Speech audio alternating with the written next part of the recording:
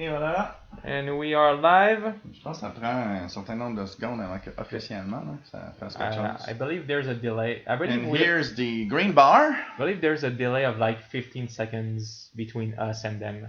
Reception of the contenu en cours. We are live from Montreal, Canada. Let's just, yeah, it's all right. Okay, stop. Here we go. And welcome everybody. Welcome everybody. Yo. Welcome everybody. Just check the views. Okay.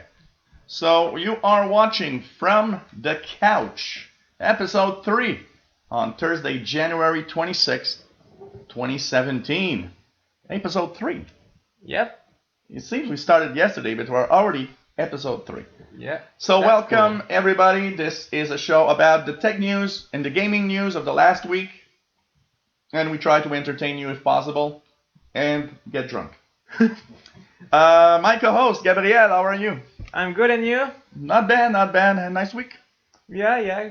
Quiet week, school and stuff. But I did buy a new game.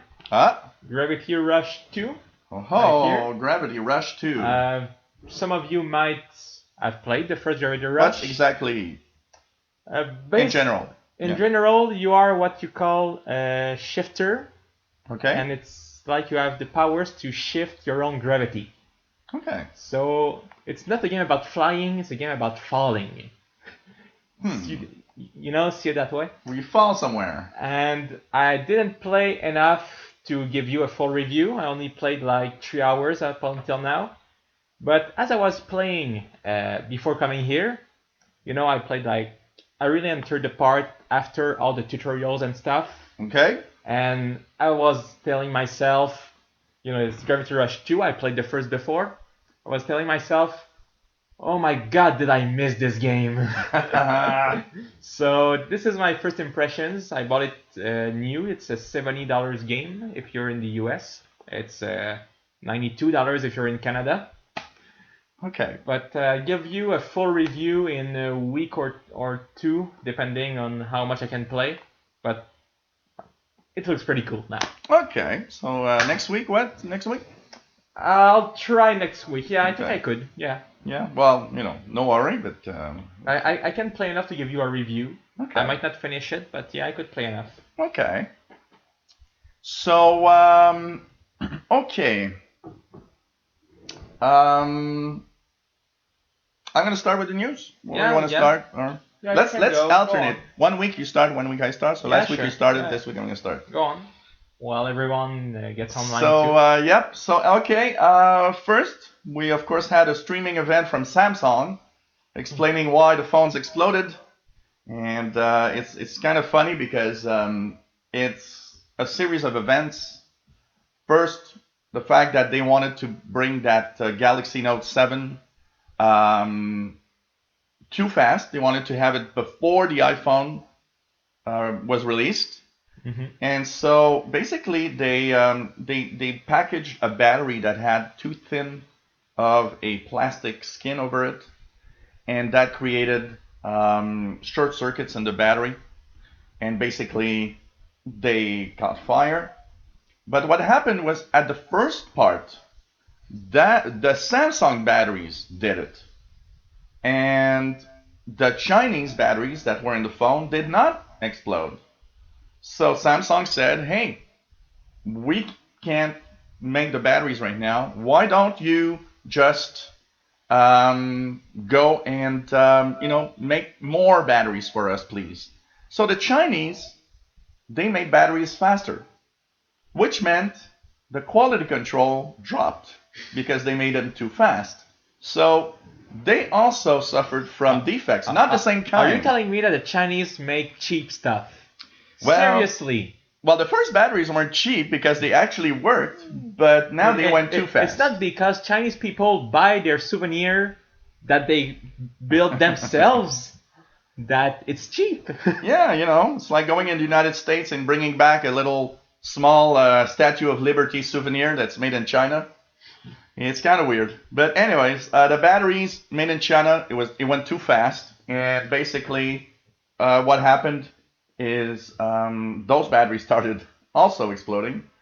And that's what happens when you try to go too fast and when you try to simply bend the rules and try new stuff, because the battery they put in there is the first time that they pack so much power in such a small package.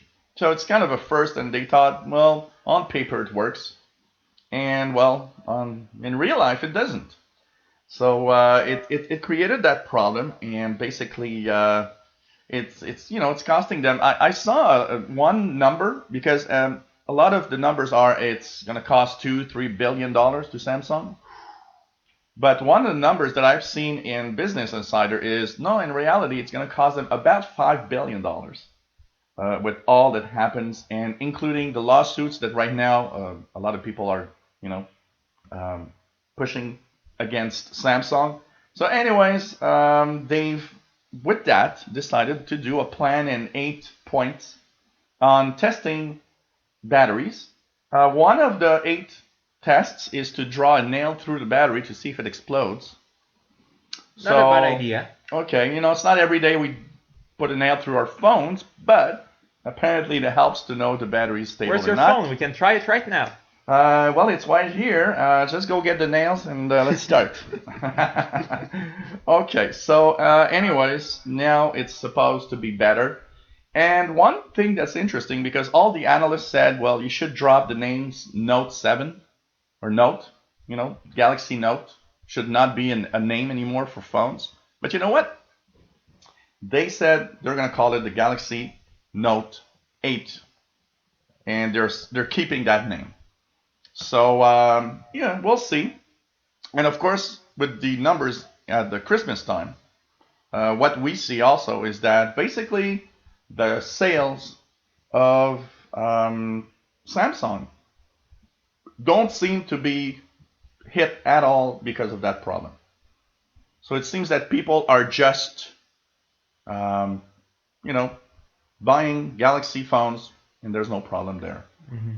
So basically, fiasco behind us, and it was very drab. They did that. It looked like actually at the first moment when I saw the screen come online, it reminded me of the Nintendo Switch event that we looked together, except very drab and boring with like no artifacts, no nothing. Well, yeah. I mean, Samsung, they don't have games to show anyway. So it's I don't know, and the fact that Samsung is like really really stuck in all sorts of problems. They have a corruption problem, and the top of Samsung in South Korea almost was accused because of corruption with the government. There's the talk also of in Taiwan, apparently Samsung did some illegal stuff. And all of that together, you know what? One analyst that I was reading said, you know what?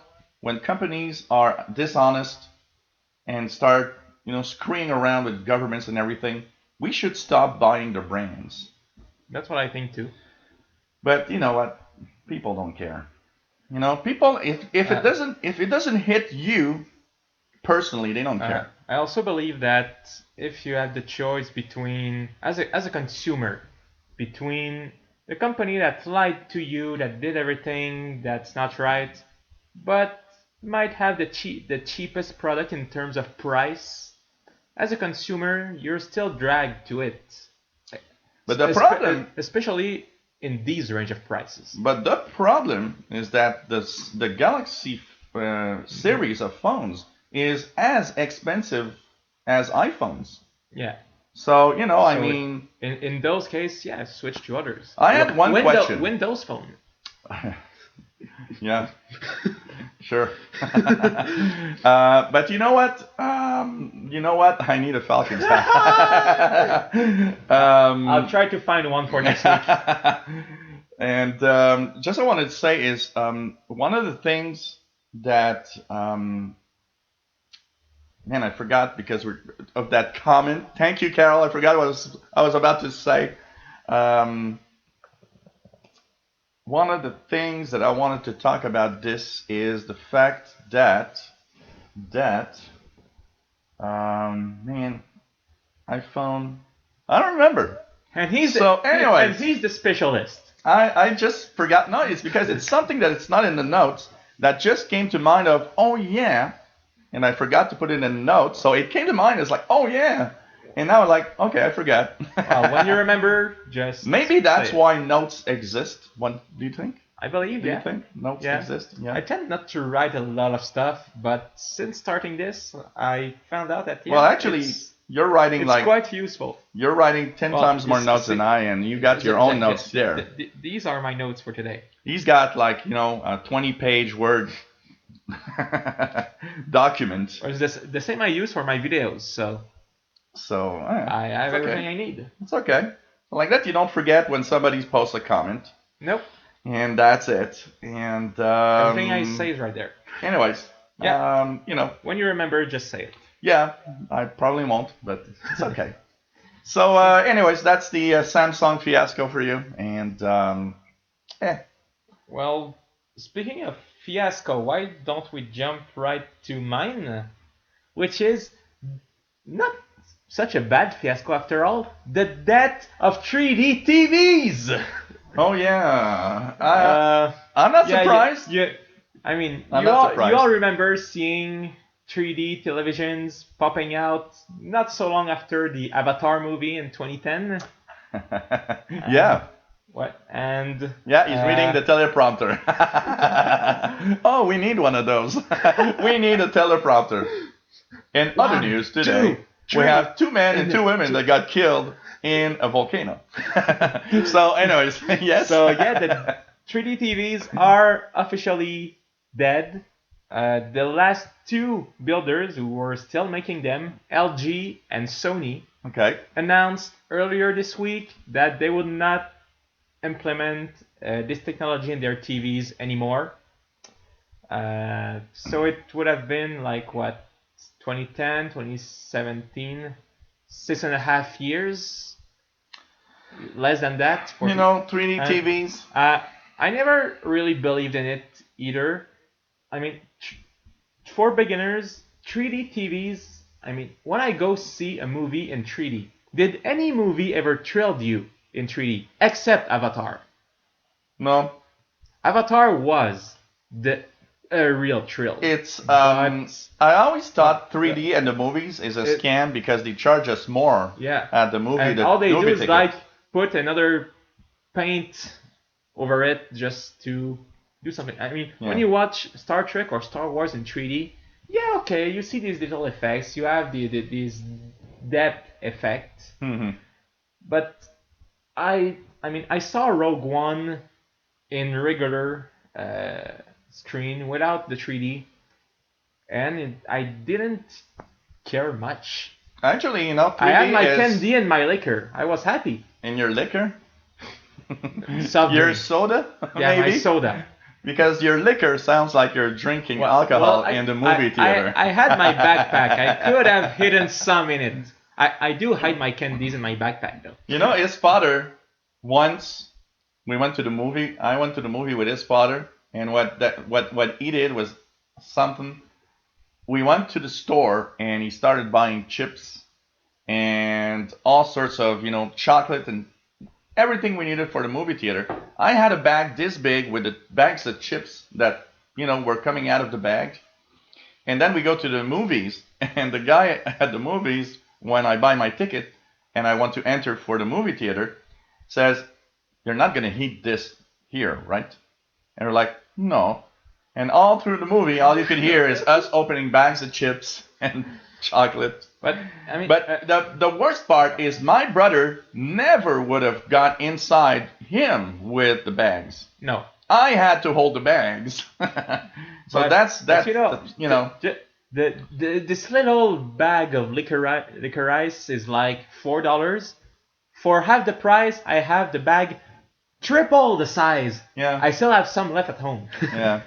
So back to 3D TVs, death of it, and I never believed in it. Just the fact that you still had to put on glasses to have the effect. What the heck? And you know what? If you build 3D televisions, don't want glasses. One of the we things, want real 3D. but one of the things also that I would say about this is when you're at home and you're like 2 or 3 people and you want to watch a movie. Now you got to wear these dorky black or whatever glasses, and it's kind of a little bit like isolating you from your friends. Yeah, and even it's weird. If you're a gang of people and some are on the couch, others are sitting on the floor, other I don't know where. If you're not in front of the TV, you don't have the effect. So what good is it? Because I don't know the U.S. or elsewhere, but here, if you go see a movie in 3D here, it's what, $3 more, $3 more, $3 or $4? $4, I think it's $4 more. $13.99 instead of what, $9.99? I think yeah. It's $9.99. And the only reason I will watch something in 3D is because here in our there's a movie theater here that has what's called an Ultra AVX screen, and like high definitions movie. It's a higher definition, 4K, and also the seats are much bigger and they recline. It's like having a recliner in your living room. I pay for that, for the reclining chair and for the better screen, not for the 3D, because it's always the one that is 3D. I only go watch 3D movies because it's at the time I want to watch the movie, not because I want to. No, it's not IMAX, because Carol says IMAX. It's in between. It's AVX. It's something that they've, I don't know, invented here, or it has better sound. So for example, when you go see Texas Chainsaw Massacre, you have the impression that you're being the victim of the chainsaw because the sound is so loud. But it's an improved quality, and also because the seats are bigger. You're not like crammed, jammed, and you're afraid of touching the neighbor, that you don't know. That's also why I like, and that's more of an insight between us, the Scotiabank Theater downtown. Yeah. You have those seats that bend back. That recline, yeah. That incline. Yeah. So. I like that. There's always that awkward moment in the cinema. You're watching the movie, you're all relaxed. Suddenly your knee is touching the neighbor that you don't know who he is or who she is, and it's like, for a second there, you see that both knees are like, whoop. that awkward moment, or you want to just rest your arm, and it's like, oh, there's somebody there. I'm so sorry. Well, in that movie theater, it's better because you're spaced a little more, so the chances of that happening are much smaller. Except with my father. Yeah, that's a whole other story. Let's get back to serious stuff. That's for next week's show, This Week in Diet. So, the 3D TVs is dead. Yeah, but I'm not surprised about that. No, me neither. I always thought it was a gimmick to sell TVs. Yeah. HD TV? Yeah, okay, I understand. It is so much better. And even now, 4K is coming. So and much 8K better. In a few years. Yeah. What 4K TVs are cheap now. You've seen that? Yeah, they're getting cheaper, yeah. I was looking at but there is no content in 4K. There's not a lot of stuff. Even video games, they don't come in 4K on disc. You have to download them from the store to hope they will be in 4K. Okay, guys, buy a 4K TV. I'm going to buy a 4K camera. We're gonna look like high definition. We'll have to wear makeup at some point. That's gonna melt in front of all those lights. We have 2,000 watts of power, and my face is melting. And my hair are burning behind me. My face is melting. So, but 3D TVs, I always thought it was a gimmick to sell TVs. Yeah. That's all. So just before continuing, just want to say hi to everyone who's joining us. Yes, hello there in the chat room. Whether you are chatting with us or just watching as an unknown person who doesn't want to... some person are shy, they don't want to interact. It's okay. It's all right. It's okay. Hello to everyone. Thank you for being here. And your turn. Yeah, okay. Talking of 4K and all of that, I was looking at my internet usage yesterday. Mm-hmm. And I noticed that just doing these live shows, plus my Netflix viewing, plus the videos that I upload, I average about 325 gigabytes a month. Yeah, I saw your post on Facebook yesterday. That's surprising. That's surprising, and I got a bit of news that I want to talk about that also concerning data caps. Here in Canada and of course in the U.S., there was an article this week in Ars Technica about internet service providers in the United States that are starting to squeeze the data caps on everybody. I mean, some data caps are high. I mean, 1 terabyte, yeah, okay, that's not too bad. And but a lot of internet service providers are squeezing the data now and saying, oh well, now you'll have only 2 and 3 or 400 gigabytes a month. It's like if here my internet service provider would say, oh, by the way, for the price you're paying now, we're going to give you just 100 gigabytes. I'd be screwed. Totally. Totally. It's like, okay, I watch less Netflix or I upload less videos. Well, I even saw something that if they were to give us unlimited data, it would be like something like, okay, yeah, you have unlimited, but after a certain amount, we might slow down your internet. Yeah, well, you know what? The throttling, that's called throttling, I think that is happening. And you know what? I've noticed one thing just with my connection is when I upload and do Netflix and do a lot in one day, I always have the impression that sometime at the end of the day in the evening that my speeds seem to be slower. Mm-hmm. And my uploads to YouTube are longer. And, I wouldn't be surprised that they like, okay, this guy's using too much. After such gigabytes a day, you're going to... Mm-hmm. So is there such thing as through unlimited data? Well, I have it.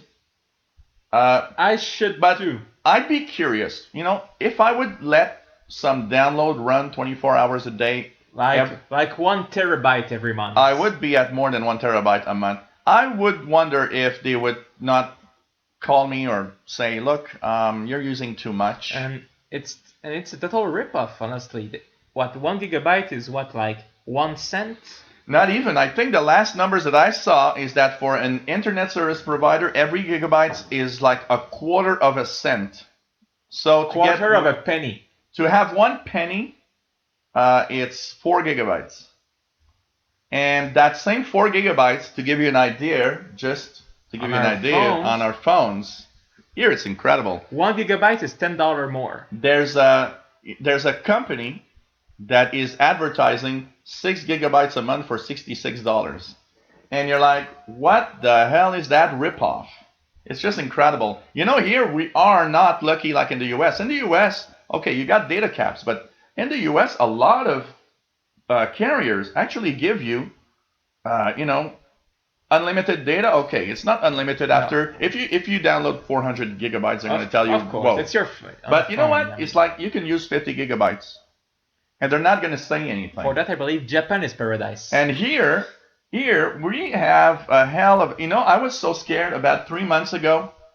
Because of my tech guy duties and downloading stuff that I didn't want to wait on a slow internet of a client, I actually went up to 9 gigabytes of download. I'm allowed 6. I was really waiting for that bill to arrive, thinking, what the hell 3 gigabytes is going to give me? Well, 3 gigabytes cost me an extra $45 on my bill. So that's what happens. Okay, an extra 3 gigabytes, $45. Oh. It's like, man, come on! It's just like too much. Japan is paradise for that. Japan is Wi-Fi itself. Well, Japan. I was reading an article about a guy that went to Japan and spent like 6 months there. Mm-hmm. And the first thing that amazed him is he arrived at his hotel, and when he connected, he was like 100 gigabits per second at his hotel.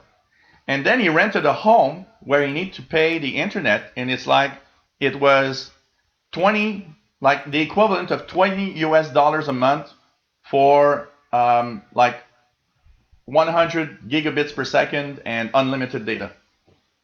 And it's like, really? Okay, I'm moving to Tokyo. Oh, yeah.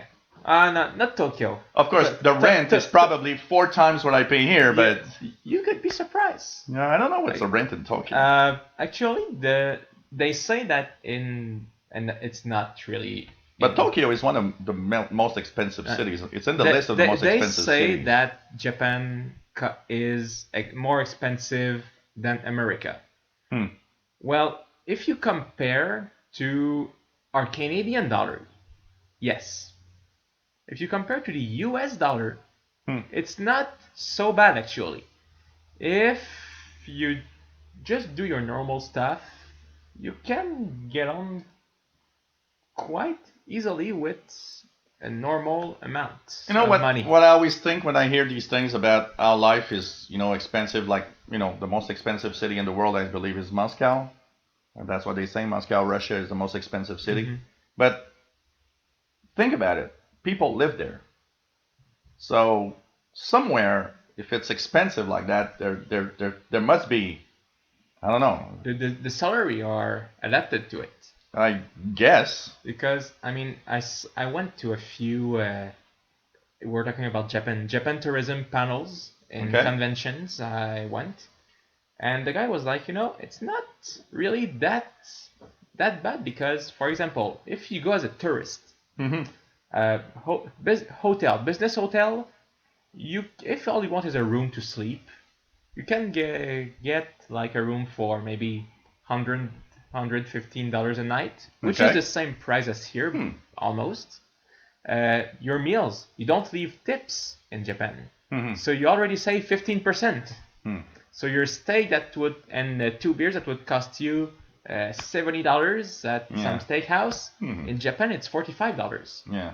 So depending on what you're doing, of course, if you have to buy clothes, furniture, and stuff because you're living there, could be expensive. And But even so, I don't think it's that I bad, would guess, as bad as they say. and I would guess also is, it's like here. If you live in Montreal, of course, it's more expensive than if you live outside of the big city. So, Yeah. it's probably the same thing there, and there must be some really cool places you can be. So, anyways, Right, let's get back to the show. the internet service provider um, is more and more they're trying to squeeze us, and we have to find that because more and more it's really a problem, and these companies should not do that. Yes, I understand that there's like a 1% of all the internet users that probably use like 60% of the data, but still, there's no reason. It just costs so little. And one thing that here in Canada that I just can't believe anymore is we have a company called Bell Canada that is in the past few weeks been advertising how they are investing huge amounts in the infrastructure of the internet. But you know what? Is that what most Canadians don't know is that a big chunk of that infrastructure is actually paid by the federal government here, the Canadian government. There are some money that they actually add there to pay for that infrastructure. And you know what? That's really, really sad because they try to say, oh, we invest a lot of money, but a lot of it is the taxpayers' money. So, you know what? If your internet service provider is trying to lower down the data cap, let's try to fight it. I think it's something important that we need to fight because it's not something that we should be dealing with. Having these companies always squeeze us with their internet connection. And you'd be surprised if you are on the internet and you know what, shop around and call your internet service provider, and you know what, talk to them and say, you know what, I see that it's too expensive and I need to have a better service. And you could be surprised at rebates that you might have. And I think it's important to do it. Very important to do it. Mm-hmm. Does a Canadian Cortana have a Canadian accent? She doesn't have a different accent from the US one. It's the same voice you would hear in Halo. But she has, because it took a certain time before it was released in Canada, because she has a Canadian way of saying things. So that means that, in the US, you guys will have some words or some phrases that you're not going to say the same as here in Canada. It's like, saying the letter Z or the letter Z, depending on where you are. Well, Cortana is adapted to the markets that she is to. So it's the same voice, same pronunciations, but she will have the Canadian flavor and her phrases and what she has to say. It adapts to the market. Like, I don't know. I don't think Cortana in England speaks English, UK English style. I'm not sure. Tim, use Cortana in England, in the UK. Does she have a UK accent? I'm sorry, I know for you it's not an accent, but for us it is. Does she sound British? Does she sound British? Yeah. She probably has the British phrases and stuff like that. But Hi, Brian Wilson, who's joining us. Don't worry, Brian. We love joking around, so it's pretty cool. What? Isn't this a serious show? Yeah, you're right. We are serious, or I'm leaving. Okay, bye. Ooh, it's my own show now. It's from Gilles' couch. Well, technically it is yours. Well, it is mine, yeah. It's a little ugly, but yeah. Someday we should find a way to do it at my place. Oh yeah, that'd be cool. That'd be cool. If I know that my parents are not home for 2 hours. All we need to do is know what's your upload speed on your internet connection, though. Oh boy. Because we need 4.5 megabits per second at least. It depends at what time. It depends on what time. We could do it. I told you about our issues. For one show, we could do it through the cell phone.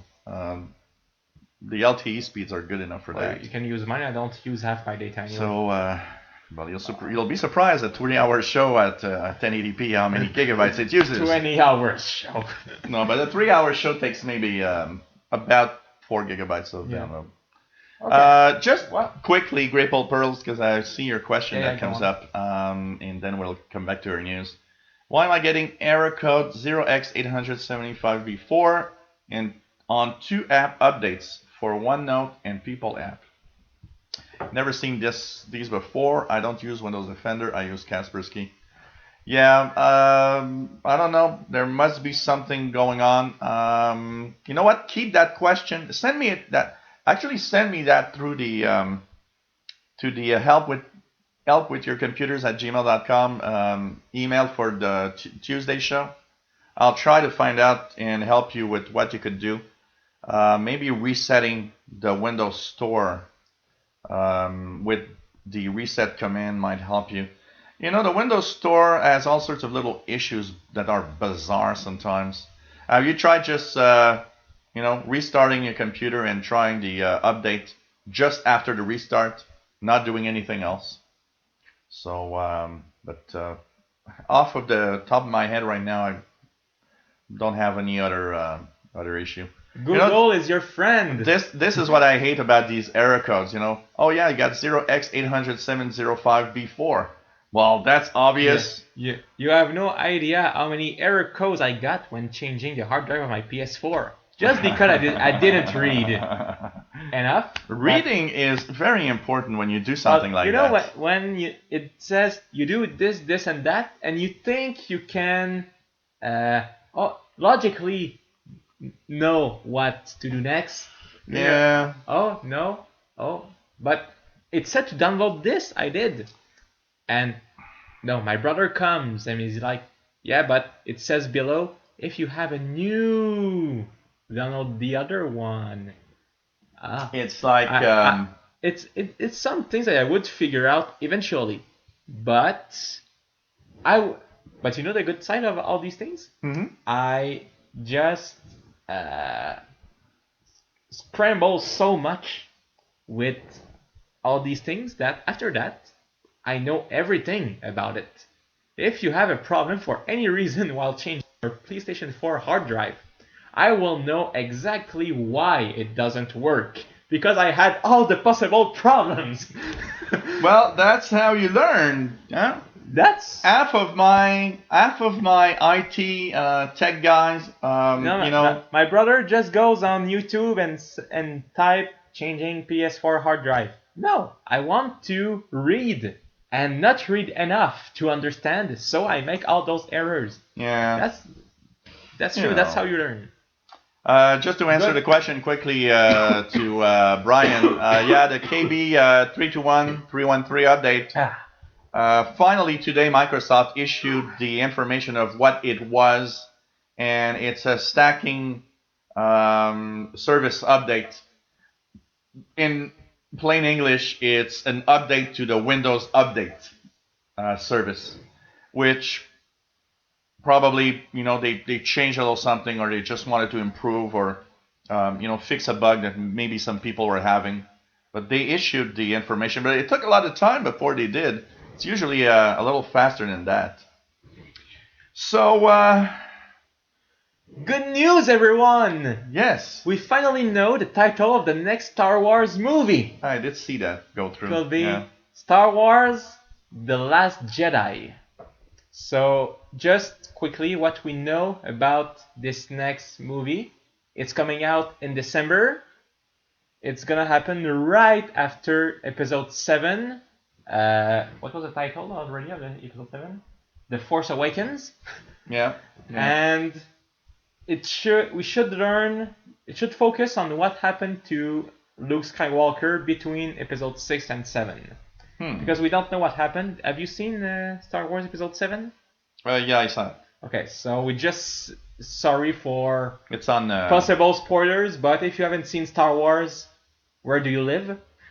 Yeah, And- I've never been a big fan But we'll talk about this after.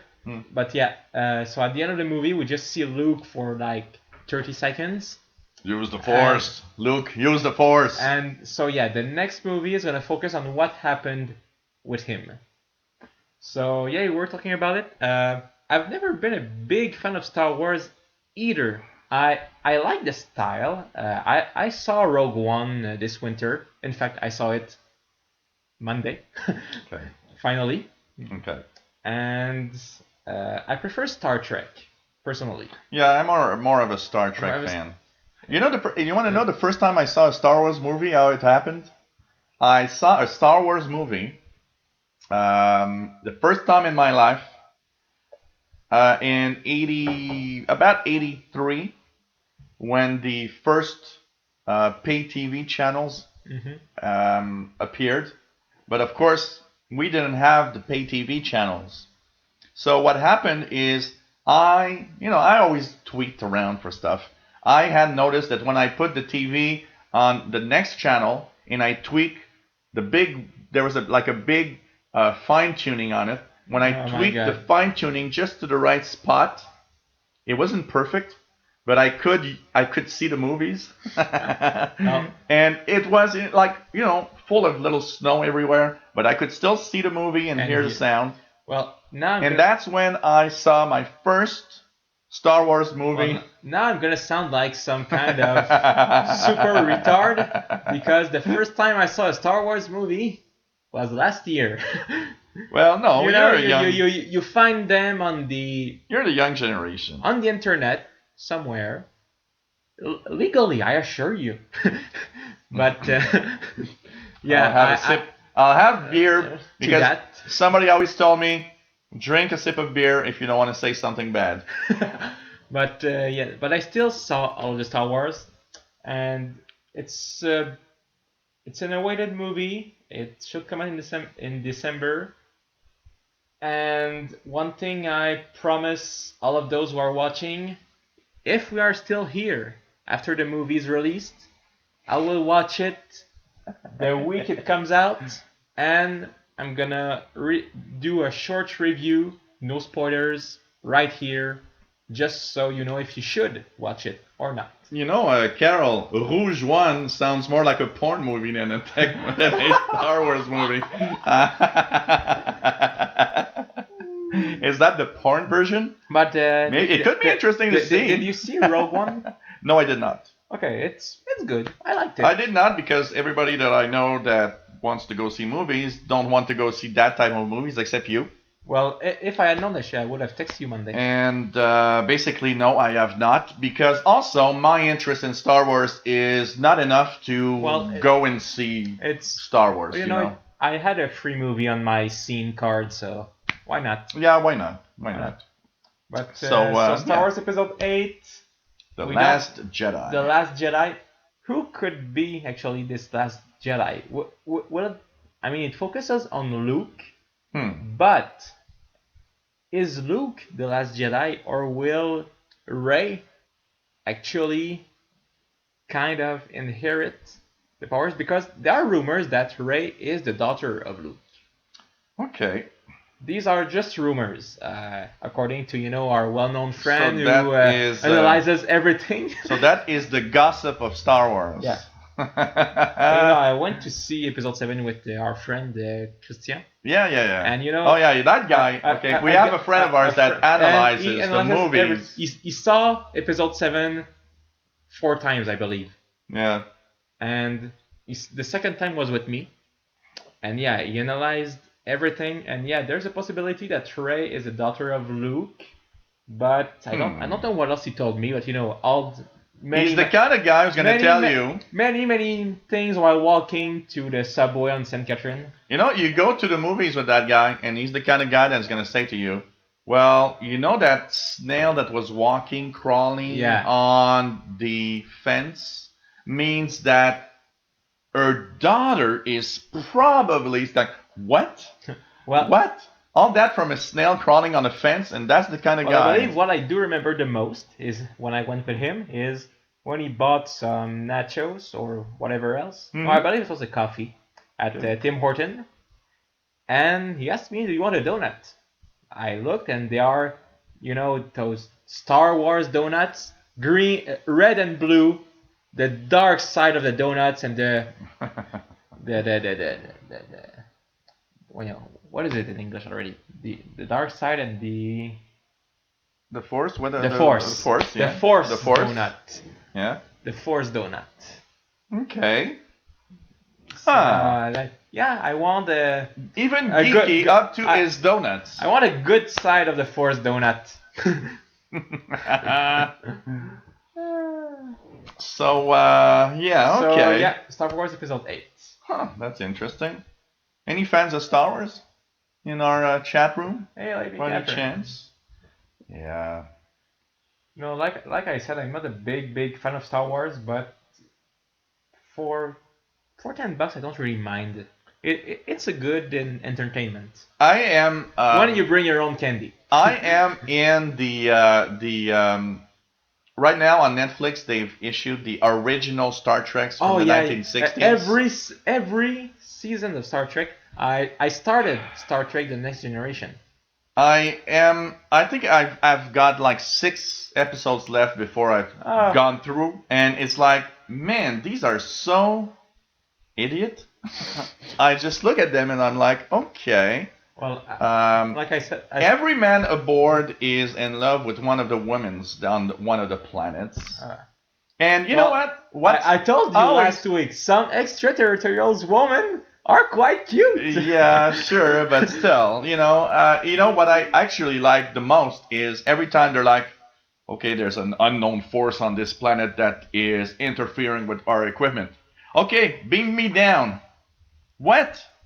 You are on a planet that you have no idea what's happening, and they want you to beam you down regardless of any, microbes or any viruses that could be there that they're going to kill you instantly. Well, this is why... They don't have any suits. Nope. Let's just go down. And what I like is every planet is the same. A rock, a tree that has no leaves, and some kind of green or red sky or, They change the rock of place every time. So, but that's why in the Next Generation that I just started watching, and I have a long way to go, like 7 seasons of 25 episodes.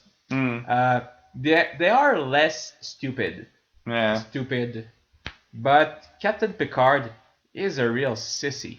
He's a sissy. In the sense that, Captain Kirk, Kirk will hit. Kirk, he will hit you. That was the time when you could hit somebody else in a TV show. Captain Picard, nobody would complain. We will talk. Today, when Come somebody on. today in a TV show when they hit somebody else, it's like, well, too much violence. Peggy Yeah, 18. yeah, Peggy yeah. 18. Captain Picard, honestly, it just talk. It's I'm gonna no. continue. I'm gonna Yeah, continue. yeah. Any geek shows you're watching on Netflix? Anything? No. Right now, not really. Though the second season of the anime, the Deadly Seven Sins, I'm not just sure the title because it's like in Japanese translated, just came out. I plan to watch all of it and maybe review it Okay. on my channel. Okay.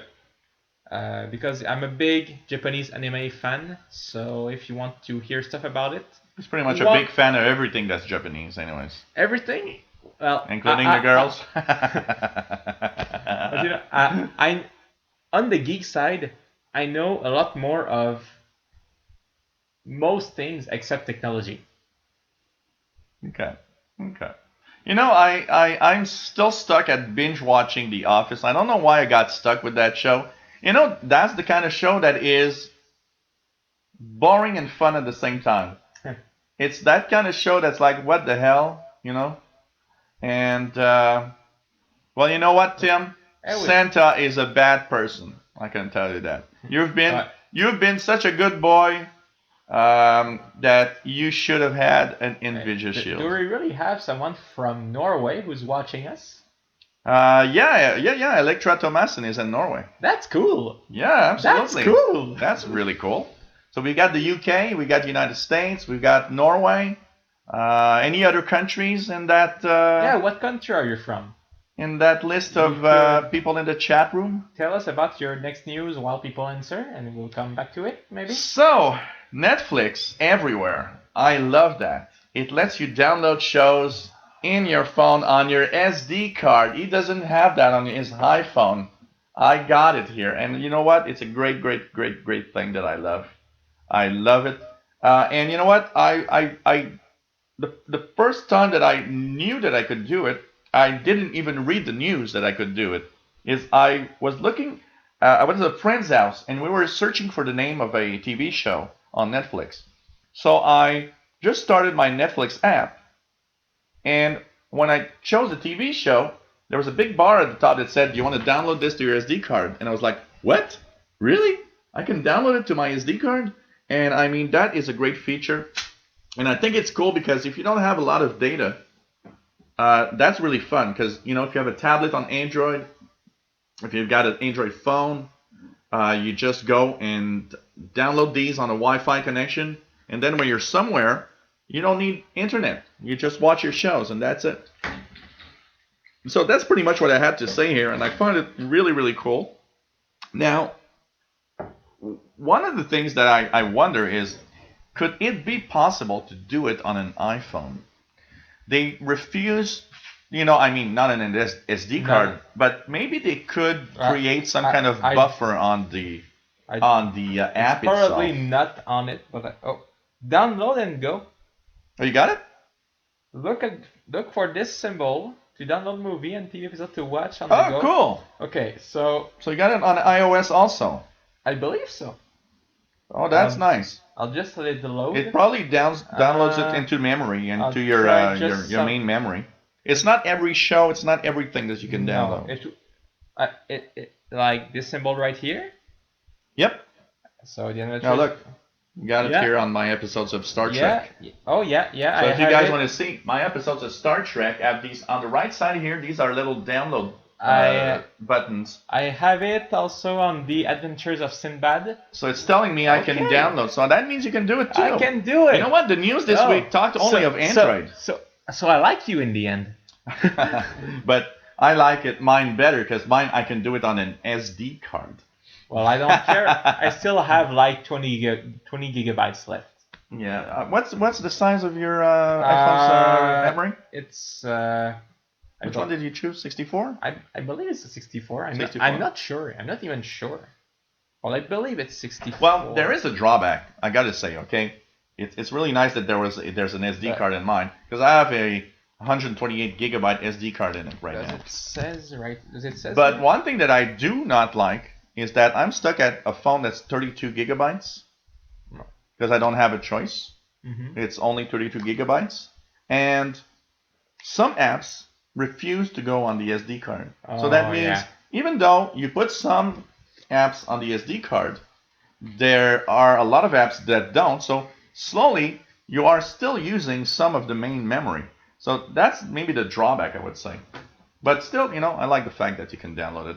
Now, of course, I don't know how they're doing it because one of the things, one of the reasons it took so much time for this to happen is because they're scared that people will find a way to hack and steal the content. They would have found it anyway. Is the beer hitting us? Not yet, because it's the first one, but I gotta say it will eventually, because these I are. just started my second. This is. I'm 3 seconds ahead of you. These are 9% beer, 9% alcohol. Wow, this almost. Yeah, it has power in it.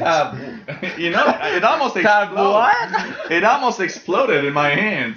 Wow. He was about to say a French curse word. When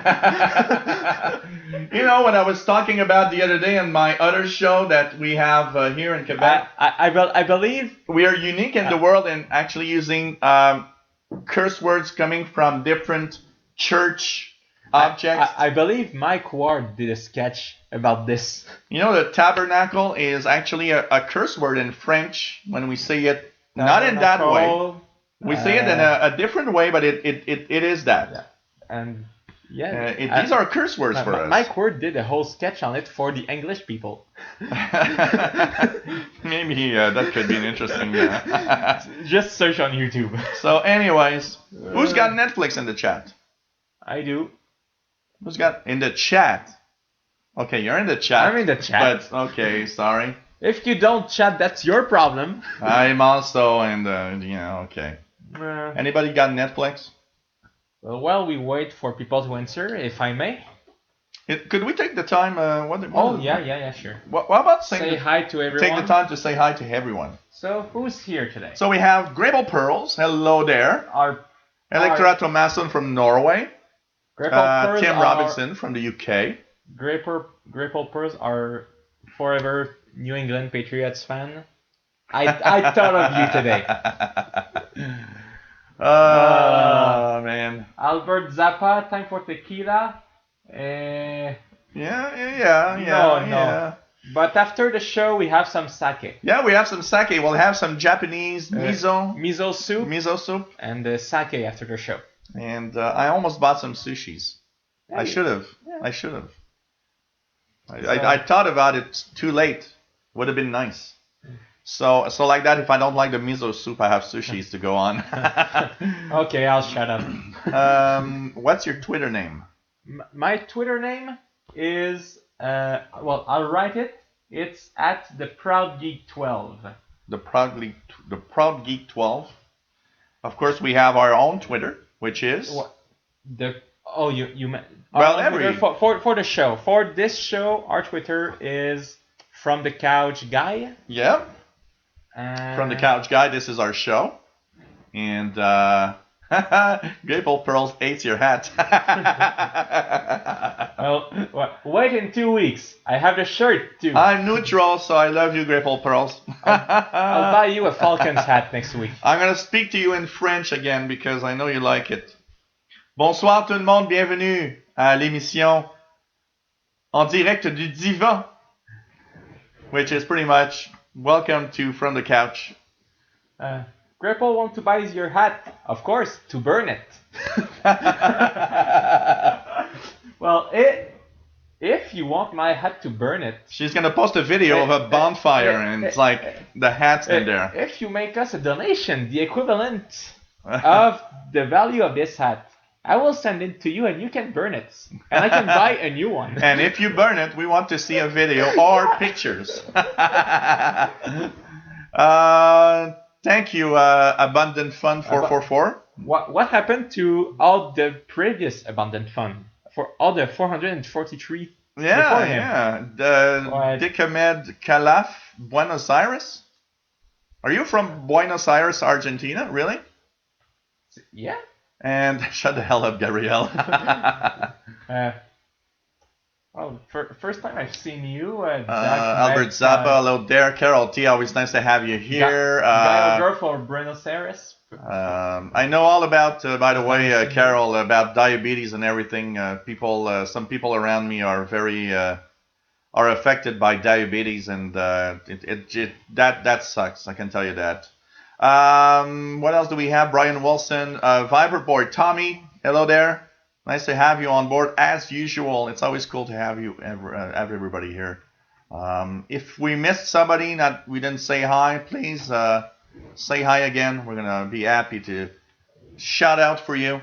It's always cool to have everybody here. Do you agree? During our Super Bowl party, when the Patriots are about to win, we send a nice selfie to Grapple Pearls on Twitter. Okay, no problem. Live from my place. But I always choose the team that's different from him. All right. Every year, every time I choose a team, most of the time it's the team that everybody is for. I always choose the other team. But yeah, this year we're doing the party at my I'll place. be waiting for it. So because I work and it's at my place, I won't miss the Hey, Bobby kickoff. Burgess. I won't miss the kickoff this year. Because usually, I work until 6 p.m. The game starts at 6:30. The times I get here, they already did the kickoff.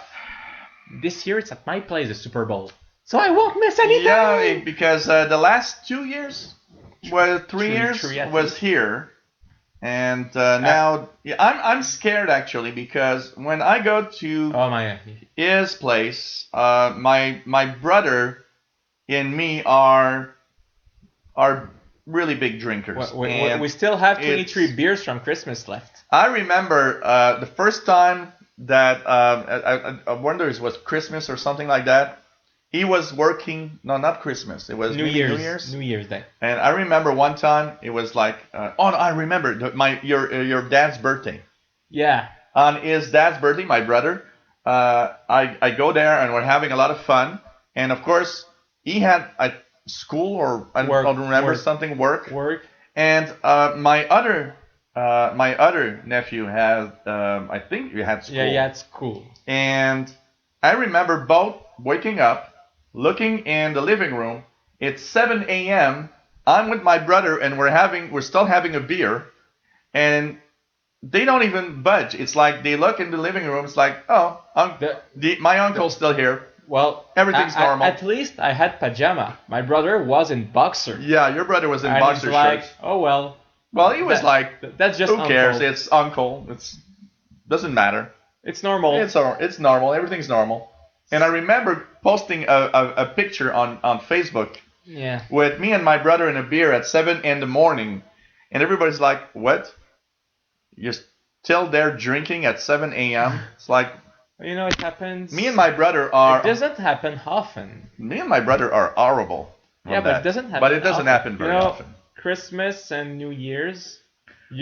Our respective birthdays... Up to 7 a.m. is usually New Year's. Our birthday. And his birthday. And the birthday of my brother, his dad. That's pretty much 3 times a year. Yeah. Well, 3 times a year, an all-nighter. It's all right. Drinking all night, 3 times a year. So you know why he look strange when he does his live shows the next day? Well, I try not to do that when I have live shows the next day. Although I did once. Yeah. I did once. At least. I did it once, and it was the Tuesday show where I answered questions. If you guys thought that in one of those I looked tired, I had been at my brother's the day before and came back home like really, really late. So, finish with the slice of life. Back to serious a little bit. Yes. We have people from England, from US, from Argentina, I believe. Cool. That's cool. Norway. Canada. So we're waiting for Trump to build a wall. Yeah. So all you Mexicans can just go back to where you live. Let's not talk about Trump. Grapple Pearls is gonna go crazy. Grapple Pearls. We take a big, intake of air. We just relax. Well, doesn't matter. So, talking of Mexicans, just so you guys know, in March I already pre-ordered South Park: The Fractured Butthole. The fractured butthole. Speaking of Man. Mexicans, Fractured butthole. Oh, you gotta love South Park. South Park. If you want, we can play the first few minutes together, maybe. Why not? I'll bring my Why not? I'll bring my PS4. Why not? All right. So Okay, so I have one big news left. Well, one big news. Something that might already be too late anyway. You know the NES Classic Mini? Yep. GameStop in the US had another batch Tuesday. So if you are in the US and there's a GameStop near you, there might be some left. But I know, we're Thursday. It's probably already too late. Okay. But the NES Classic Mini, this little Nintendo original console with 30 games on it, one of our friends got it. Christian got it yesterday. Yeah, he got it. Actually, I did see that. Where did he buy it? On Saint-Hubert. Oh, really? It was the last one. Okay. He was lucky to find it. But as I was saying, on his Facebook wall, do they have it in stock? Surely not. Yeah, Canadian $365.99. Screw it. But what the hell is that? I was saying on his Facebook walls, my interest for it kind of faded away a little bit. Me too. You know what? I mean, I do want it. I'm sure it's pretty cool. But now that Christmas is over, that I have stuff to do, and school, three games to finish already. It's like I'd like to have it, but this can wait. Fine, this can. You know what? I one of the reasons also that I cooled down on having one of those is because I didn't have one, so I decided, let's put the Nintendo emulator on the PC. Wow. And you can buy controllers with USB. And then you understand one thing is that not only do you have the Nintendo on your PC, but you have every darn game you ever want. You don't have 30 games. That's true. You've got hundreds of games. And you can buy replica of the controller with a USB cord. So, you know what? That also was like, And it actually gave me an idea. You know what?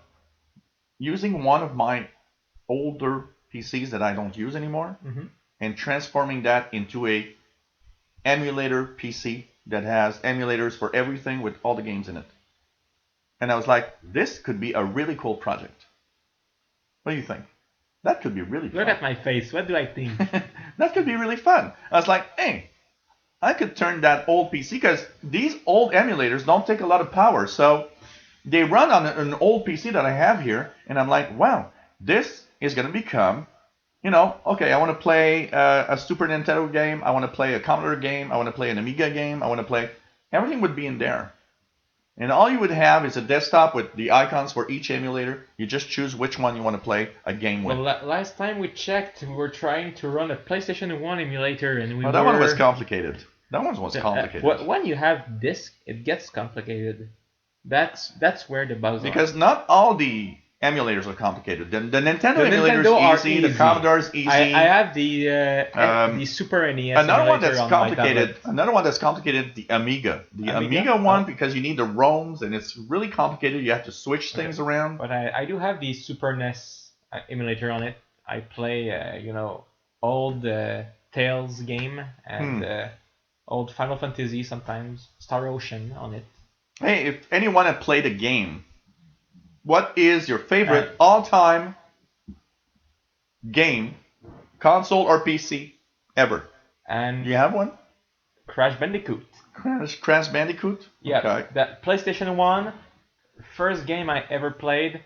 Your friend, Stefan, lent us the game. Yeah. Another of my uncle on my mother's side lent us his PlayStation 1.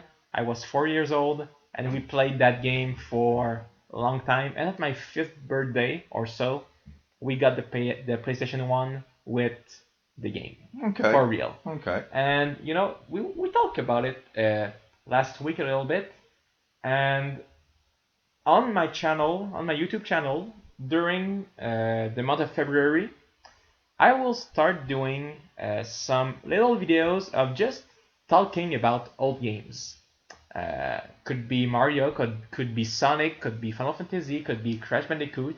Just giving my impressions, my feels about what I remember of these games. You know what? One of the games that I played that I really loved and I still love today, when I had my Commodore computer, at first I didn't know it was a clone. There was a game called, I'm trying to remember. Anyways, there was a game that I used to play in that I actually, a few years after, learned that it was a complete, exact clone of Super Mario. Gianna's sister? Gianna's sister. And you know what? I played that so much on my even today. I have the emulator. When I want to fire up and play one game, I play Gianna's Sisters. They did. Man, I love that game. A few years ago on the PlayStation Network. Gianna's Sisters. Gianna's Sisters Twisted Dream. Really? On the PlayStation Network. So it was like another installment of the game? Yeah, they just retook the name and did something with it. I believe it was $13 or $14. I have it on my PS3. It is so cool. I played Gianna's Sisters so much. The music is really cool. The music is really nice. And the original, do you have this Switch of Gianna, Evil and Good? Yeah, I believe there's two. Yeah. Because in the PS3 remake, it's not really a remake. Mm-hmm. It's a platformer, of course.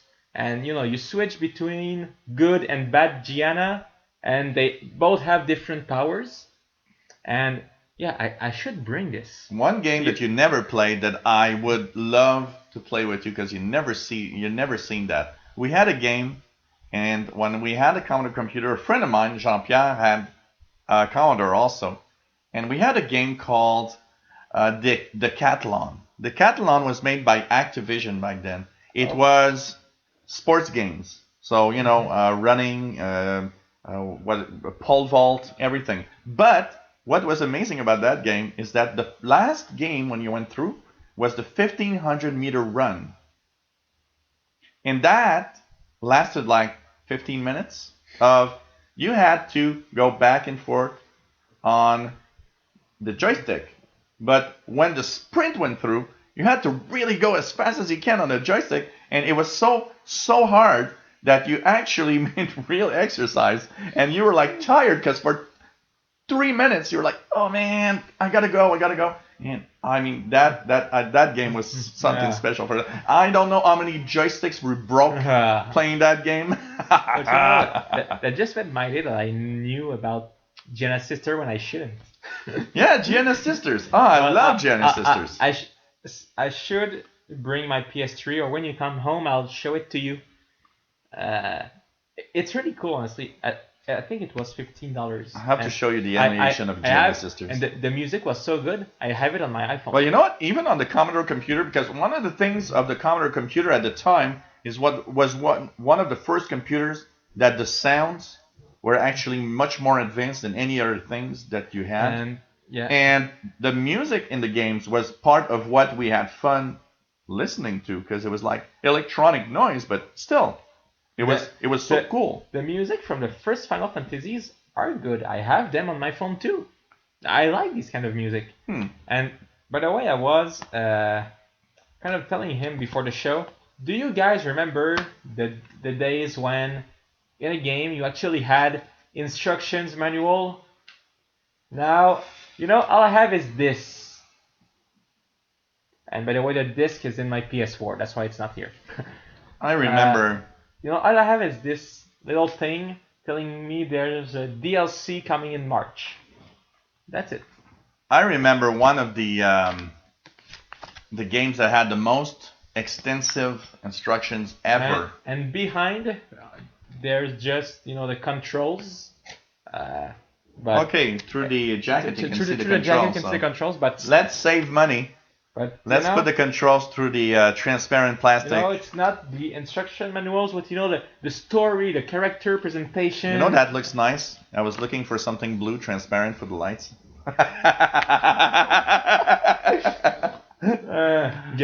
Go on your dollar store. They probably have the same.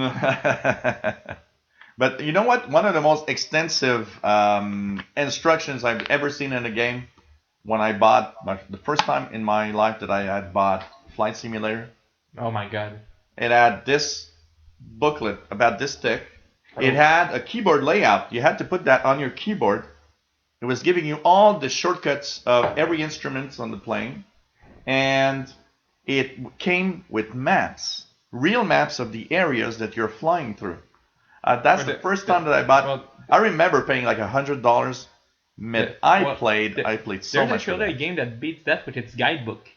Mm-hmm. You know, they have guidebooks for some games. Yeah. The Elder Scroll 5 Skyrim guidebook is Okay. like this thick. Okay. Honestly, it's like 3 inches thick. You know what Okay. I like with the internet today is that And check everything. in 1990, if I played an adventure game and I was stuck, they were selling the booklet of how to go through the game, like $30. And if you were really stuck at some point, you're like, okay, I'm gonna pay $30 and I'm gonna find, oh, okay, I didn't have that lamp that was in that place. That's why I can't continue. And today on the internet, I like it because you just go through the internet. It's like everybody's have that, okay. The game's The not walkthrough. even, the game is not even out. The walkthrough is already there. The only thing I hate is these new walkthroughs now are all on YouTube. I don't want to watch the walkthrough. No, I don't want to watch. Give me the text walkthrough of this is what you need to do. Yeah, so at least you search a little bit for the thing. Because I don't use some people use walkthroughs to go through the game, but I don't like that. I like going through the game, and if I'm really, really stuck, I just look at, oh, okay, I didn't have the dagger in that little room. Yeah. That's why I'm stuck. And then, you know what? I just shut it down and I continue playing until I'm stuck again. Mm-hmm. Because the thing I hate about adventure games, you know what? Mm-hmm. I hate when they're too hard and that you're stuck for like 3 days. What do you have against Myst? Oh man, please, Myst. Monkey Island, come on! Well, Monkey Island is not too bad. Monkey Island I actually enjoyed. Okay. I played on the Amiga the first time I ever done it. That one was not too bad. But Myst, come on. Please. Monkey Island, at least you're with some people. Yeah. On Myst, you're alone all the time. That's the only creepy. thing. Myst, the funniest thing is Myst is the first adventure game that sold, I don't remember how many millions. Honestly, it's so alone. I wouldn't want to play Myst in virtual reality. Well, that one was it would be kind of scary. Another one in virtual reality that I would be scared is Resident Evil? No, a little older than that. It's the King's Quest 6. Okay, yeah, I can see Especially when you go through that field of zombies. Because in King Quest 6, you're in the real world with other people, but at some point you get to a point where you actually have like a ring, and when you touch the ring, you're suddenly in another world, and now you're alone with a world. It's like a world of zombies, and you have to go through that. There were 5 Mysts, really. This is you're a big fan of adventure games. Big fan of adventure games.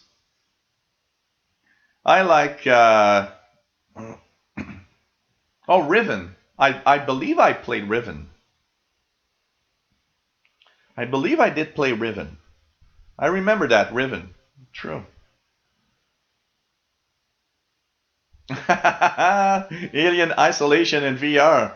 That would have you changing your underwear. Oh, man. I don't read Russian, Mr. Outsider. I'm so sorry. I have no idea what you're saying. No idea. Oh, yeah, Riven. Yeah, I played Riven.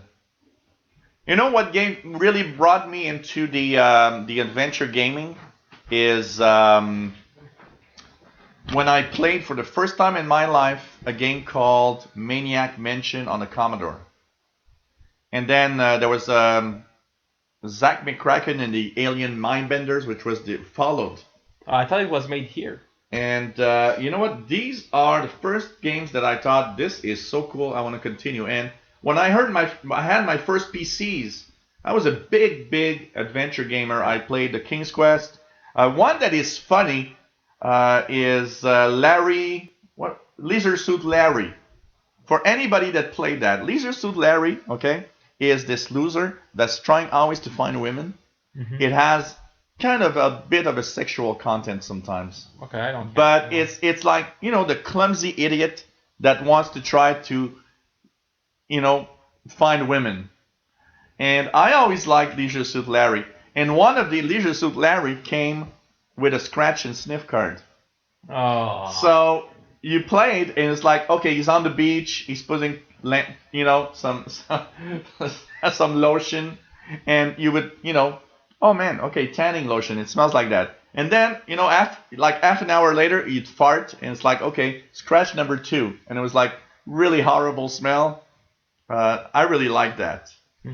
Kind of make me think of what South Park did for the next game, the Nozzleless Rift. The Nozzleless Rift. It was, you know, a PR stunt where instead of virtual reality goggles, you had the virtual smell goggles, and all you had was fart smells for like 30 minutes. Duke Nukem. I played Duke Nukem a little bit. I have it on PS1, but I never. What's that? Anybody played? I'm trying to remember the Gabriel Knight. Anybody played the series Gabriel Knight series with the werewolf? That's not bad. That's a good series. That's my story. Gabriel Knight with the werewolf. That's my story. That's a cool, and there's actually a new one right now that you can play, Gabriel Knight. Unfortunately, my PC is too lame with the graphics card to play it well. I'm more of a, I like adventures, but you know, more the adventure action type. Yeah. Like you know, The Last of Us in the recent games. I mean, Last of Us. Yeah. What else? Yeah, I would like probably what is it? Not Tomb Raider, but Uncharted. Oh, Tomb Raider. But talking about Tomb Raider, the first game of Tomb Raider I've ever played, I actually found it really cool. It was actually nice. You know, it actually is cool when I have it on PlayStation. When you have games that you have to, you know, just find the moves and the things that you need to do in order to continue into the game. Commander Keen, oh man, Patrick Manny. Oh, Commander Keen. Good story about this. We were both searching for Commander Keen, but because when he was when he was young. When I was young, he put it on our first computer, and we would play it. I believe it was Chapter 4. And a few years ago, all we remembered was, okay, this game that in the first level you have a bouncing smiley and the worms that shit acids, and you have this pogo stick. You know, that's all we remembered. I type it on Facebook. What's the name of the game that have all these things? You know, doesn't tell you much. And one of our friends just comment, Commander Keen? Type in Google. Commander Keen. Yes, it's Commander Keen. Commander Keen. Commander Keen. I actually bought it for $5 on Steam. Oh, cool. All of them. Okay. Just to give you an idea of Commander you have Keen. it. you have it. You has it. Not only do I have it, but for a Mac. Oh man, that was something.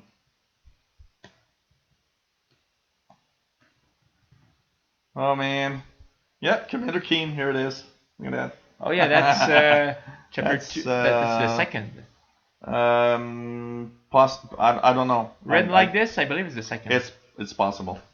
Anyways, Wolfenstein 3D was nice. It was kind of Wolfenstein 3D was one of the first 3D games. It was the first time that you were in a world and it was like a 3D environment. At that time it was complex on the PC to do something like that. I remember playing Final Fantasy VI, which actually was on the Super NES, but I have the PlayStation 1 remake, who have some kind of fake 3D. Like you move in diagonals instead of... Oh yeah, So yeah. I'll show you a picture. It's like some kind of fake 3D. And when I played it, I was like, okay, this is like the maximum the SNES can probably go in terms of graphic capability. Yeah. And Okay. if I can I get a picture? It's interesting. Yeah, check this. I'll try to show it on the screen too. But this, Well, there's a sure. 3D Yeah, effect there, yeah. more than in previous. Yeah, and the way that it's and the way it's drawn. Yeah. Final Fantasy VI, at the end of the SNES life. I don't know if it will show on the camera though. Yeah, I think it does. Seems to be okay. Well, it's one of my favorite Final Fantasy of all time, by the way. Anybody playing Ghost and Goblins? That game, Ghost and Goblins, is that game that's impossible to go through. I'm too young for that. Ghost and Goblins, I've never gone beyond I don't know. After 30 seconds, I'm always dead. I always wondered, am I lame in game playing, or is it just that these games are too hard? Because come on. Wait, I had something today. Every day I go on GameFAQs, and there's a poll of the day. Okay. Today's question is, do you think video games are easier or harder than they used to be? Okay. And just to give you an idea, out of 14,000 respondents, 10,000 people said that today's games are easier and designed for more casual users. Okay. Games are easier today, and I believe that because, just to give you an example, you play Call of Duty. Actually, you don't really die. You will see the screen become red, and then you just have to hide and your health regenerate itself in a few seconds. Or the worst case I've seen, the Fables game. In the first Fable, you had to buy potions and stuff to. Tim, you're missing a dash between old and games. It's www.old-games.com. So yeah, games are easier because first game of Fable on Xbox, you have to buy potions, buy stuff to heal yourself. The next one, oh well, if you die, well you revive and the boss regains some health. Okay. But there's no game over. Oh man, Alone in the Dark. Yeah. I didn't play Alone in the Dark. No, sorry. But I'm just all excited going through. Honestly, I like the old games where you could die and that you had to save the game yourself. Nowadays, you don't die and you have autosaves. Well, I'm okay with autosave, but still, in previous game when you forgot to save your game for 3 hours and then you die in a stupid fight you should have won. Yeah. That was frustrating, but in a sense, you just learn that, yeah. There are some games from my old days that, man, are just impossible. And I always thought, am I just too bad playing games or something? No, I don't think. It's just like, wow. Alone in the Dark, by the way. Trine and Trine 2 are excellent, Tim. Alone in the Dark, also, old games, 3D. Alone in the Dark, they were like these 3D, really bad graphics games. Mm-hmm. But man, they actually compensated the bad graphics with the environment and the sound. Mm-hmm. And it's like it's a world full of like zombies or something. And you know what? The bad graphics, we didn't care. Because just listening to the music and to what was happening, we were just already scared. Oh, yeah. And oh, yeah, the old 8-bit games. Yeah. Hey, Tim, ever played Lode Runner? I loved Lode Runner. Minecraft. Minecraft is not an 8-bit game. It's 16-bit. Okay, I'm not going to say what I was going to say because we're going to lose viewers. It's... just want to tell Tim, Lode Runners. Tell Tim Robinson that Trine and Trine 2 were excellent. I bought them on PS4. But Trine 3, they kind of screwed everything with trying I to need make a 2.5 dimension game into a 3D game. That I screwed need trying. to do one thing with him, to show him the games that I loved when I was young on the Commodore. I bet I could beat you. And you know what? I'd like you to see the games that I played when I was young.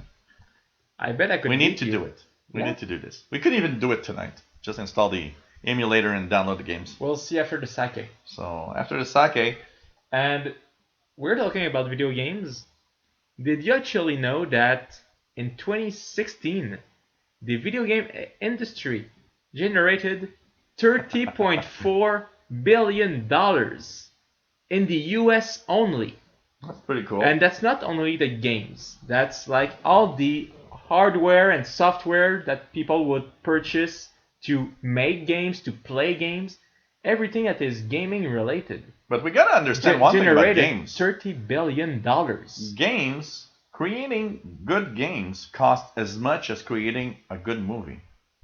It's Yeah. incredible. The difference is video games earns more than movies. Yeah. You know, yeah. $1 million movie, it's like a miracle. $1 million game, that happens every week. Yeah. So, I mean, some people are skeptic about video games, are still thinking that it's only, young teenagers in their basements No, I don't think so. playing games. Well, you don't, but those who are billionaire as we speak, those who have TVs, channels and stuff, who don't want to go to the internet and don't believe in video games, they all think we are just young teenagers in our basement. And when you think about it, the average gamer is 37 or 30 years old. The average gamer have a PS4, an Xbox, and or a Nintendo console, and maybe more. You need money to buy this. Yeah. Mommy and daddy can buy you one, maybe, but still. Yeah. People who play games, they work. I gotta say that They my have generation, I'm in the X generation. My generation is the first generation that was put in contact with gaming consoles or gaming computers. It was the first time. My generation was the first to have the Atari 2600, was the first to have the Commodore 64, which was, as an interesting computer, a really fantastic gaming machine. I mean, my generation is the first generation that came through and that was in the gaming. And we kept that. We kept that gaming side. I started playing my first game when I had my VIC-20 in 1980. I even had Pong. The Pong console with the two sliders where there's just a little ball going through. I was like 13 years old. And it always stayed with me because it's like, wow, this is cool. Tim says he's gonna have a controller in his coffin. Well, I can assure you, I always carry an Xbox 360 controller with me, just in case, if I arrive here a little bit earlier and I have 30 minutes to do some grinding on my games, I can do it while not listening to you. Please, I just want to say one thing. The day I die, at least make sure there's just one radio with me in my coffin. Promise. Please. You can choose the one. Please. You can choose the one. Well, the Icon. Okay. The most expensive, finally, that I have. All right. I want to have my Icon in my coffin. The rest is going on eBay. And then there's going to be some grave diggers going to say, woohoo! And when you die, I want all your consoles that you have No problem. in your wardrobe. Oh, yeah. But you got to promise me one thing. I'm not going to sell them. You never need to. I never want you to sell them. I want you to keep them. Always. In working condition. And I want to make sure that you keep them as these really great. That's a promise. If there's a museum about it that opens in Montreal. Sounds like I'm gonna die tomorrow. I don't know. I know. But the video game museum that was in Quebec. It was an exhibition, I believe. Yeah. If such a museum would open in Montreal, and I'm 75, I have all your old consoles. They're looking for it. that could be a nice donation for a museum Yeah. if they are in working conditions. Yeah. There, Yeah. you know, Absolutely. in 60 years, there won't be any more Atari 7600. You know, it's these computers are unique in their time. One of the things that people don't know is that the Commodore 64 is of one brand of computer the best-selling computer ever. Never since then one model of a computer sold so much. We are talking about old consoles that still works. You know, I have friends who tells me that they broke their PlayStation, whatever, their Xbox, other consoles, and I'm like, man, what do you do with your consoles? Yeah. I still have my old PlayStation 1, and it's in perfect working order. Yeah. What do people do? They have an Xbox. It did the red ring of death. Yeah, well, even so, I don't know what they do with their console. You know that Xbox console, before the Xbox One, I think every console, at least one time, failed. That was incredible. Let me think. It cost hundreds of $millions for Microsoft to fix those. They had when they reissued the Xbox 360, they did a version. They probably fixed it. They fixed the red ring of death. The one I have. But that every original console. The one I have home that my brother actually brought to a friend's house and just leaves there because I don't play Xbox. Oh man, the TV Pong. I had the TV Pong. I still have an old big TV for my PS1. Tim asks us because I went back in the chat because I've seen that a little earlier. Emulator. Do you have an emulator? Do you? I think he's not much in the emulators, right? Well, I'm okay with emulators for games I cannot find for cheap in the remake version. Like for just giving you an example, the first Star Ocean or the Cheers, Tim. Cheers to everyone. And cheers to everyone. Thank you for being here. Without you guys and girls, we wouldn't be doing this. Or the first games of the Tales series. I mean, if you want them, it's like $300 on eBay. Screw this. Yeah. For this, I like emulators, and honestly, I cannot tell you. You can pretty much get everything. I cannot tell you the name of the emulators. It's an SNES emulator that I use. Yeah, I have one. I have it. It's. Is it the same? You know, with 4 color dots. Yeah. Exactly. Exactly. What's the name? Wait, is it on this one or is it on the old machine that I have? Well, I can check 2 seconds. If it's not on the desktop, it's on the old machine. It's not on the desktop, it's the old machine. I'll check here. I will tell you. It's not ZNES, something like that? I believe so, but I'll check on my I think it's ZNES. I'll check on my old Surface. I had it on the other Insider machine that I had. Oh my god. My old Surface Pro. It's so small. It looks old. And not just that, it looks old. Compare. Yeah. Well, he can see, you can't. Sorry, but even my old Mac looks more modern. No, but you know. But I still use it every day for my videos. I'm pretty sure it's ZNES, something like that. No, where is it? Yeah, it's ZNES. Yeah. It's a pretty good Super It's a NES. Very good. Super NES emulator. Very good emulator. I never had any trouble with it. It's a very good emulator. Except the first time when I tried to figure out how it worked. But, I still ran through all the problems everybody would have because I didn't read enough. The only thing I had is when I installed it the first time is the games would play in a little square on the screen. Oh, yeah. And I had to figure out what the hell is the setting to have it on the full screen. Yep, I agree. Oh, does any of you remember The Incredible Machine? Oh man, that is some game. The Incredible Machine.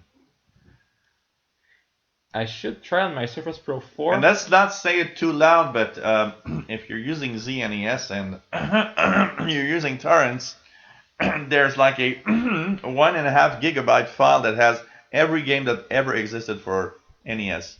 Oh well. So you download it in one big batch. I'm not allowed to talk about this. Nobody said anything. What? You Huh? wouldn't do something like that. No, not at all. You wouldn't. And on the Commodore emulator, there's also a 1 GB file that has every game that ever existed. No, you wouldn't do that, would you?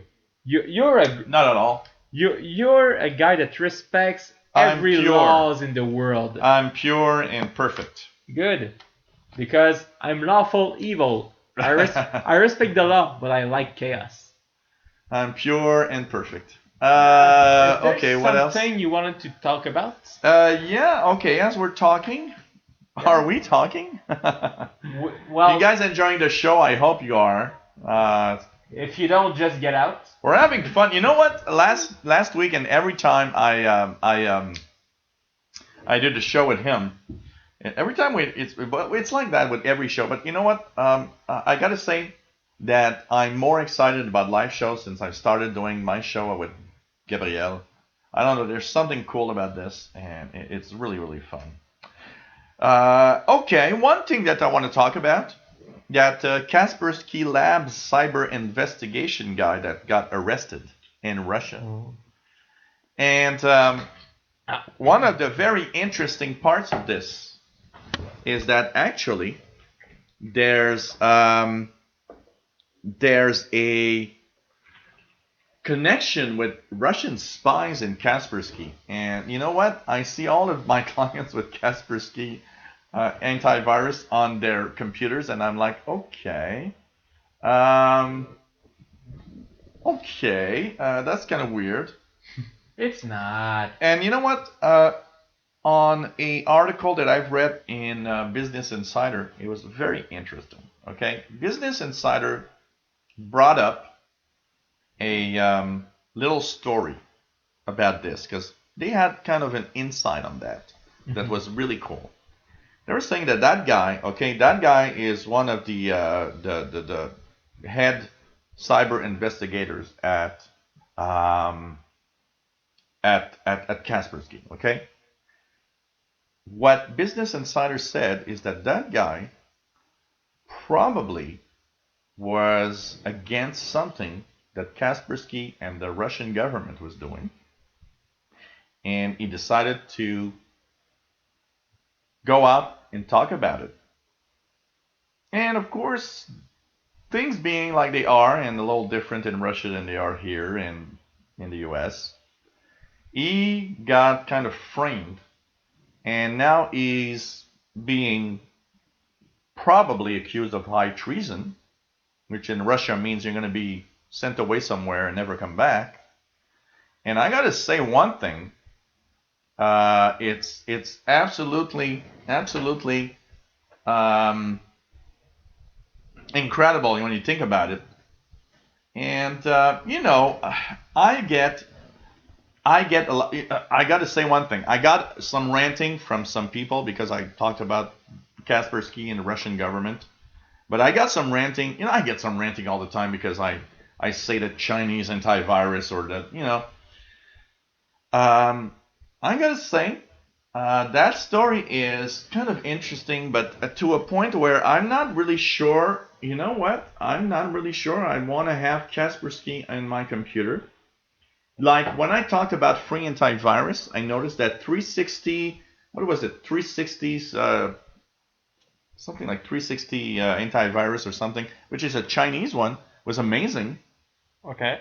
But my little voice inside me says, don't install the Chinese antivirus. Or Don't. And you know what? Kaspersky is starting to scare me also because the links that they have with the Russian government and everything. I mean, okay. So if I disappear and he's alone for the next few weeks doing the show, you know that somebody somewhere has decided that I know too much, maybe. Let me check that. Okay, Gripple Pearls has an email. You have any story on your side? Well, yeah, yes and no. Yeah, I'll go with I'll go with the big news, and after that maybe we could check our application we tested this week. Oh yeah, absolutely. But this morning, Square Enix announced a partnership with Marvel to make games about the Avengers. So we all know the Avengers. We also know Square Enix for making Final Fantasy and Star Ocean. So it was announced this morning that they had a partnership to make multiple games of the Avengers. And it will be the division of Crystal Dynamic and Eidos, which are both properties of Square Enix, that will make those games.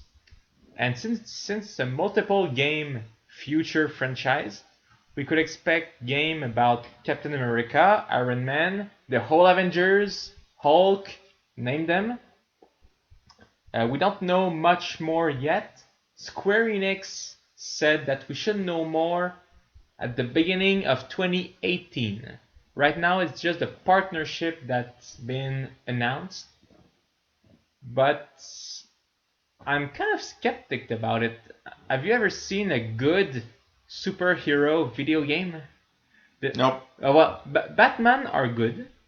Yeah. On the recent one, Batman's game are good. One Spider-Man are not too bad. One Batman on the Amiga wasn't bad. The recent Batman, my brother played them. He really liked them. Okay. Spider-Man on the PlayStation was okay, but I'm still skeptic. Still, it is Crystal Dynamic and Eidos, games that have reputations for adventure and action games. You know, Eidos is Tomb Raider. Crystal Dynamic, they did long ago. They did Gex, and I've read it, Grapeful Pearls, by the way. Just I'm not gonna read it online. So but I just read your email. I kind of wish that. I'll send you an answer in the email. I kind of wish that Eidos Montreal will produce those games, because I sometimes do playtest at Eidos. I would like to play the next, Iron Man game and try it and know what it's like without being able to tell you. Why not? I won't tell you what it is, but recently I played a game at Eidos Montreal. That could be coming out late 2017 or 2018. Wasn't one of those games that you don't like, or a game that you found interesting? Kind of game I don't like. Okay. Don't say it's a shooter. Don't say any title because it's a shooter. But a game that still has. But don't worry. Videos in black and white with just text written. Don't worry, Grapeful Pearls. I did understand by reading it. And I played like 2 days of this game that could be coming sometimes, but I cannot say the titles. But I probably already told you anyway. I'm invited back at Microsoft on February 8th. That's cool. And they had me signing a full non-disclosure clause. Well, after the show, you share your secrets, I share mine. Well, between you and me, it's not too bad. As long as nobody else knows. It's not like I would tell anyone anyway. Yeah. Nobody would understand it anyway. Yeah. Hey, do you know that the U.S., a court in the United States found that the U.S. has no rights in asking or seizing data from overseas servers? That would be because one of the things that's happening is that the United States, like the FBI, is in the CIA, they say, Google, we want this. And then Google comes back and says, well, that data is now in one of our servers in Europe. And so they said, well, we don't care. You're a U.S. company, so you have to give us the data. So they went to court, and the judge in court said, no. When the data is not on U.S. soil, you cannot ask for that data. It's not part of the U.S. territory anymore. You cannot ask for that data. So that means every company is now going to start to store the stuff everywhere else except in the United States. But you know what? I don't want to look like I'm not a anti-American or anything. I'm more. I would say in some things I am more pro-American than anything else. U.S. hater. No, I'm more of a Trump hater than a U.S. hater. But then again, it's something that you got to be careful because some people, some I know it makes me laugh, but some people like Trump. Well, he was elected. I need to take a sip of beer. He was elected So anyway, by people who didn't know what they were doing, but still. Okay, so you know what? There's one thing that I gotta say. No countries, and I'm not talking about the U.S. in general. No countries in the world should have the right to go and get data or information from anybody anywhere around the world. And I don't care if it's about cybersecurity or security in your own country. I'm sorry. You don't need that. Okay? There's so many things you can do. Yes, I know I said his name again. I'm sorry, Gripple Pearls. But look, you know what? I find it really okay that the extent of the laws, and I'm sorry, but I just want to say one thing is, whatever country, and Canada, United States, Mexico, whatever. Come on, okay? Your laws are in your territory, and they aren't for the rest of the world. And that's what I have to say with that. And I think that is a cool turnout of events. You know what? Really cool. You shouldn't spy, and I think even a country shouldn't spy on its own citizens. What do you think? Oh my God. What do you think? That's complicated.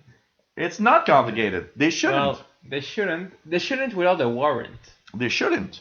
Without a warrant, they shouldn't, of course. Well, that's the thing that I hate is that everybody says all the time, "Oh well, we gotta get a warrant." We had an issue here recently with a journalist who was spied for what, 2 years? Patrick Agassi? Yeah, yeah. He was spied for 2 years, a journalist, because supposedly he was talking to someone who might have been related to it. It was so vague. Yeah. Why did the judge granted No, such a warrant? that's and you know what? And that's where we are today. That's where we are nowadays. Everywhere. And it's been that for a long time. You know what? Okay, I'm not gonna extend. And with ISIS and everything, okay, it's not cool. But people killing other people somewhere in the world happens every day and has always happened since the beginning of humanity. Yeah. Why is it such a bigger deal now? Yeah. 13 people die in France because someone explodes with them. Yeah. But there's a kid dying every 10 seconds in Africa because it doesn't have and nobody food. Cares. Nobody cares. There's the balance. The balance is not right. And not just that. I don't want to say what I'm thinking. It's just I'm gonna insult everyone. I think I had the best phrase once when my here in Canada we had a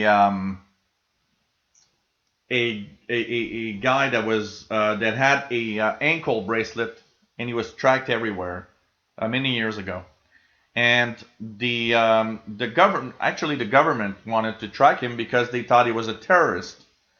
And the courts said, well, you can't do that, tracking him because you think he is a terrorist. And you know what? That night I was talking with your father, and we were talking about that. And his father had the idea of, no, he needs to have this ankle bracelet.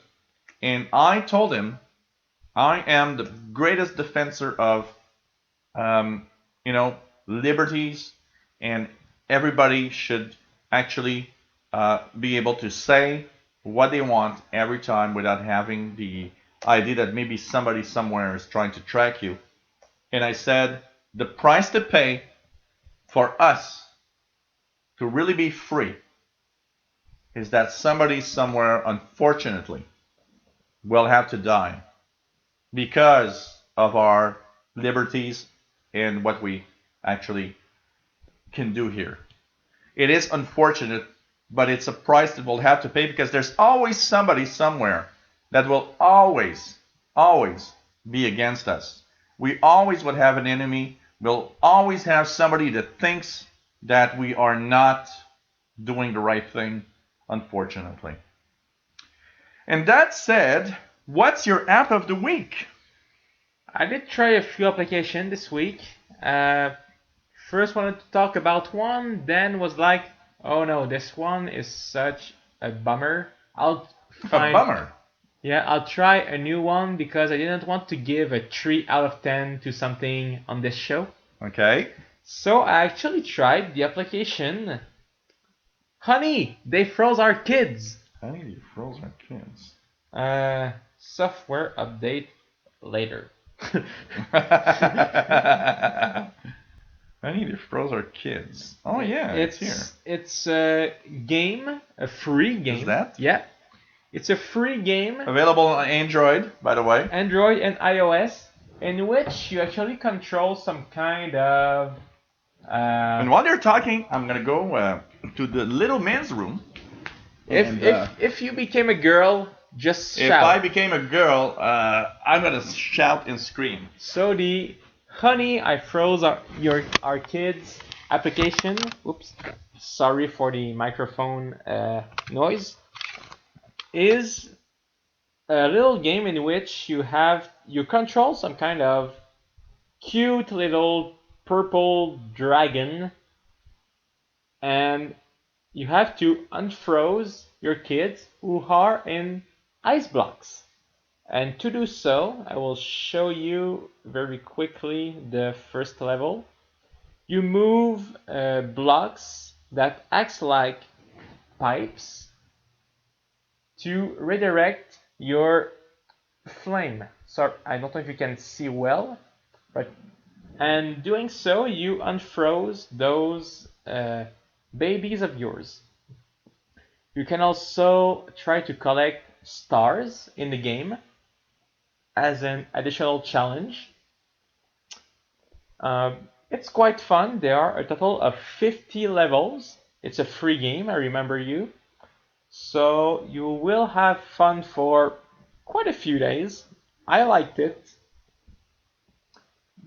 The only bad thing I would say about Honey, They Froze Our Kid is that there is way too much advertising. I have nothing against advertising in free games. You can. What do you mean by the advertising? Is by that really I mean too intense? Too intense, like every 30 seconds a video will pop up. I'm sorry, my butt was on your screen probably for a second or two. Sorry. I meant like every 30 seconds or every minute, okay, a video will pop up. You know, if there's a video, you know, at the end of the level or when you press the play button, okay. Yeah. But while you are moving your square to redirect your flames, your finger is in the screen. So you mean and then while you're playing? And then this happened. While you're playing? While you're playing. Oh, that's too much. Not at the end. You know, at the end of the level, it's okay. Much. Yeah, no. Finish a level, it's okay. Level, yeah. You press play, it's okay. You are playing. But while you're playing, with your finger in the square, and this. While you're playing, no. Happened. You know, just the fun factor of the game for a free application is a 7 out of 10, which is good. Okay. If you take in account all these advertisements, honestly, 5.5 out of 10. It's really, you know, I had fun for 3-4 days, but then all I wanted was to play, do my levels, and some puzzles are really hard. You have to concentrate on trying to find the solution. And then while you're trying to concentrate, oh, Clash of Clans. Ah, electroautomation installed it now. Uh, Oh no, it's word a minute. so Okay. you're trying to concentrate on Yeah, what you're no. doing, and When you're you're playing, searching, no. and then this pops up. It's overall because of this. It's a 5.5 out of 10. 5.5. On the fun scale, it's On the 7. fun scale, it's 7. But So overall, the gameplay is okay.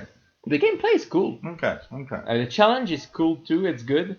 But Try it. after 2 or 3 days, because you cannot play quietly, Okay. you're just like, okay, you play 5 minutes. If you don't get through it, you're just like, okay, screw this. I just cannot take it anymore. I really, the few last level, I wanted to see what happens when you finish them all. Okay. I checked on YouTube because I couldn't bear all those Okay. advertisements. Okay. It was too much. Really, Okay. it was too much. Still has a high score on the score. The game itself is cool. Yeah. Like I said, it's if you take everything into account. Okay. When I do reviews, I take everything into account. No, it's The price, normal. the fun, Absolutely normal. and the advertisement, everything. The price accounts for that, and even for a free game, it's too much. Okay. It is fun, but But when there's too much advertisement, it's annoying. take it, buy it, It's play annoying. it because it's free. Okay. Not because if it was like $2, I would say don't buy it. Are you do you think you are someone that's fit and that do a lot of exercise? A lot, I don't know. Fit. Or do you do the minimum to keep fit? With my work, I believe so.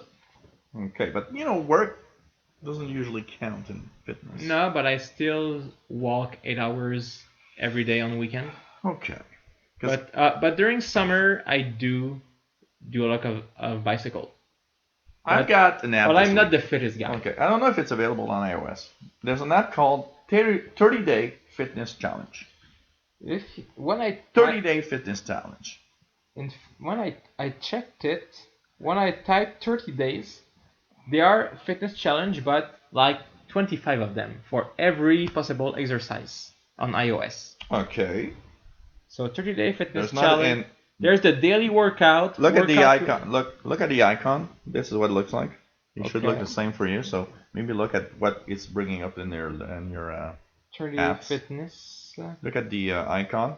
So for Android, I found 30 days challenge, fitness challenge. And the reason, yeah, I would guess that's this. I would guess this probably. That's similar, I guess. There are these things similar to on iOS. The reason I installed this is because I am at a time where I want to lose weight. Okay, I'm overweight a little bit. Old fart. Well, wait till you're 48 and we'll talk about it again, especially if you drink beer like that. Wait until you're almost 57. So, yeah. Let's not talk about that. Inside. So, I was looking because I do a lot of biking in the summer, but in the winter times, it's like, okay, I don't do nothing. While you talk, it's my turn. And 30-Day Fitness Challenge is free, and it's nice because it has different levels. So if you don't want to really work out too much, or if maybe you have some disability, there's all sorts of little things that you can do. So there's the easy plans, the medium, and the hard plans. And even in the easy plan, there's 2 easy plans. So basically, 30-Day Fitness Challenge has the full body work, the abs workout, the butt workout, arm workouts, leg workouts. You choose what you want. You can have the full thing. And you know what? It starts really, really with the basics and the minimum. I mean, even somebody that's not fit will be able to do the minimum. And so you have the calendar that appears. And on that calendar, you choose every day. The idea is to try to keep every day and do what they ask you every day. On the easy plan, it's not that difficult. But you know what? Every time you do a little something, and it's proven that your health is improved, even if you just do a little bit of efforts. So I'm trying to lose weight. I, of course, am eating less. trying to, of course, not have too many of this because this is horrible for weight, and do some workouts at home. And no any absolutely nothing like you don't have to buy these expensive things. You don't have to buy any equipment. You just everything you do here, you do it at home with what you have, and it's a great little tool. So 30 days 30 days fitness, I think, is pretty cool. Okay, and like I said, the easy, medium, and hard, depending on your workout, depending on how much you are exercise or not. So you can do it even at a minimum, which is not that hard. Hello. And this is Our mascot. our mascot, Paul the cat, saying hello. He's ignoring me now. So basically, Well, because you're boring. he wants to do the 30-day challenge. He's the 30-day challenge it's true cat. that you can do everything at home without. You don't have to much buy stuff. equipment. Just the basic minimum. You can do sit-ups, push-ups, and stretches at home without anything. You know what? One of the funniest thing that actually happened when I was Microphone younger. alert, cat microphone alert. Cat microphone. When I was younger, I wanted to do all sorts of exercise to, the upper body part to make it more muscular. Six pack. And everybody wanted to. Okay, well, you can buy these dumbbells and all sorts of things that. And I remember I would go. Ab King Pro. Yeah, I remember going to. We had at home a lot of books, and I would start with 2 books. And then 2 weeks later, I'd had another one, so I'd have 2 books each hands, and 3 books, and 4 books, and that's the exercise I was doing. On the muscular part, And you know that the ass of Paul is on the microphone. So yeah. I'm sorry, Paul, but your butt is on the microphone right now. I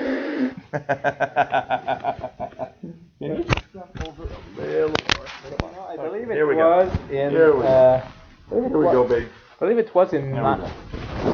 The microphone just moved with his butt. He got the microphone in his butt. Help! Help! Where is it? Under you! Under him! Got the microphone in his butt. Okay, funny moment. But fitness. You want to smell the microphone? Nope. Nope. You want to lick it? Oh man. Fitness related. I believe it was in. I think it was in 9th grade. They told us that some are trying to get those big abs and stuff. Yeah. But body shapes, there are those who are like thin like a toothpick, and those who are with a little bit of grease in the belly button area, and you're born like this. Yeah, well, there's part of our bodies. These two you cannot change. If you are born with this little grease over there, you cannot change it. No matter what you do. There's the natural body. There's another butt microphone. No, okay. The only physical you can change is if you're weighing 300 pounds. This is the one you can change. But whether you are thin like this or with a little bit of grease on your stomach, this you cannot change no matter what you do. In high school, I was so thin, it was incredible. You posted a picture of him at, 20 years old? On Facebook? Yeah, 19 years old. And I swear, I looked at it and first thing I told myself was, oh my god, this looks like my brother. Oh, yeah, we really have the similarities. The same face as my brother. Man, it's incredible. I swear. So at least I know he is not adopted. And you know what you will look like at 50 years old. 57. Well, yeah. No. Well, in my case, because he looks like me, so 47, 48. Yeah, because my father was like my brother when he was 17. Yeah? Yeah, absolutely. So I'm okay. You know, I'm safe. when his dad, can we say it? Should we say it? Or you rather not? I don't really Or you care. don't care? Is he watching? I don't know. Okay, his dad is the big guy. Okay, let's call it like that, the big guy. He assumes it, so I guess it's okay if And we say it. you know what? When he got married, I still remember he was like this thin, We have the picture at home. the thin popsicle stick. He was so thin. And You see today the is huge. One It's of my incredible. brother's friend already asked when he saw the picture of their wedding, "Is this your father?" Did your mom ever have another man in her life? Oh, Probably. boy. So, Okay, so I'm getting drunk a little bit. a little bit. One little Hey, it's bit. already been And we have two- sake after for your miso soup that you're supposed to do. It's already been 2 hours and 4 minutes. Maybe we should have a cooking show. What do you think about that? Huh? The recette pompette English version. The drunken recipe. We have a show here in Quebec called Recette Pompette, which is basically drunken recipes. Have you seen it last week? And no, I don't Oh. look at it. Oh, you should watch it. Do you think he drinks for real? Yeah, Yeah? yeah.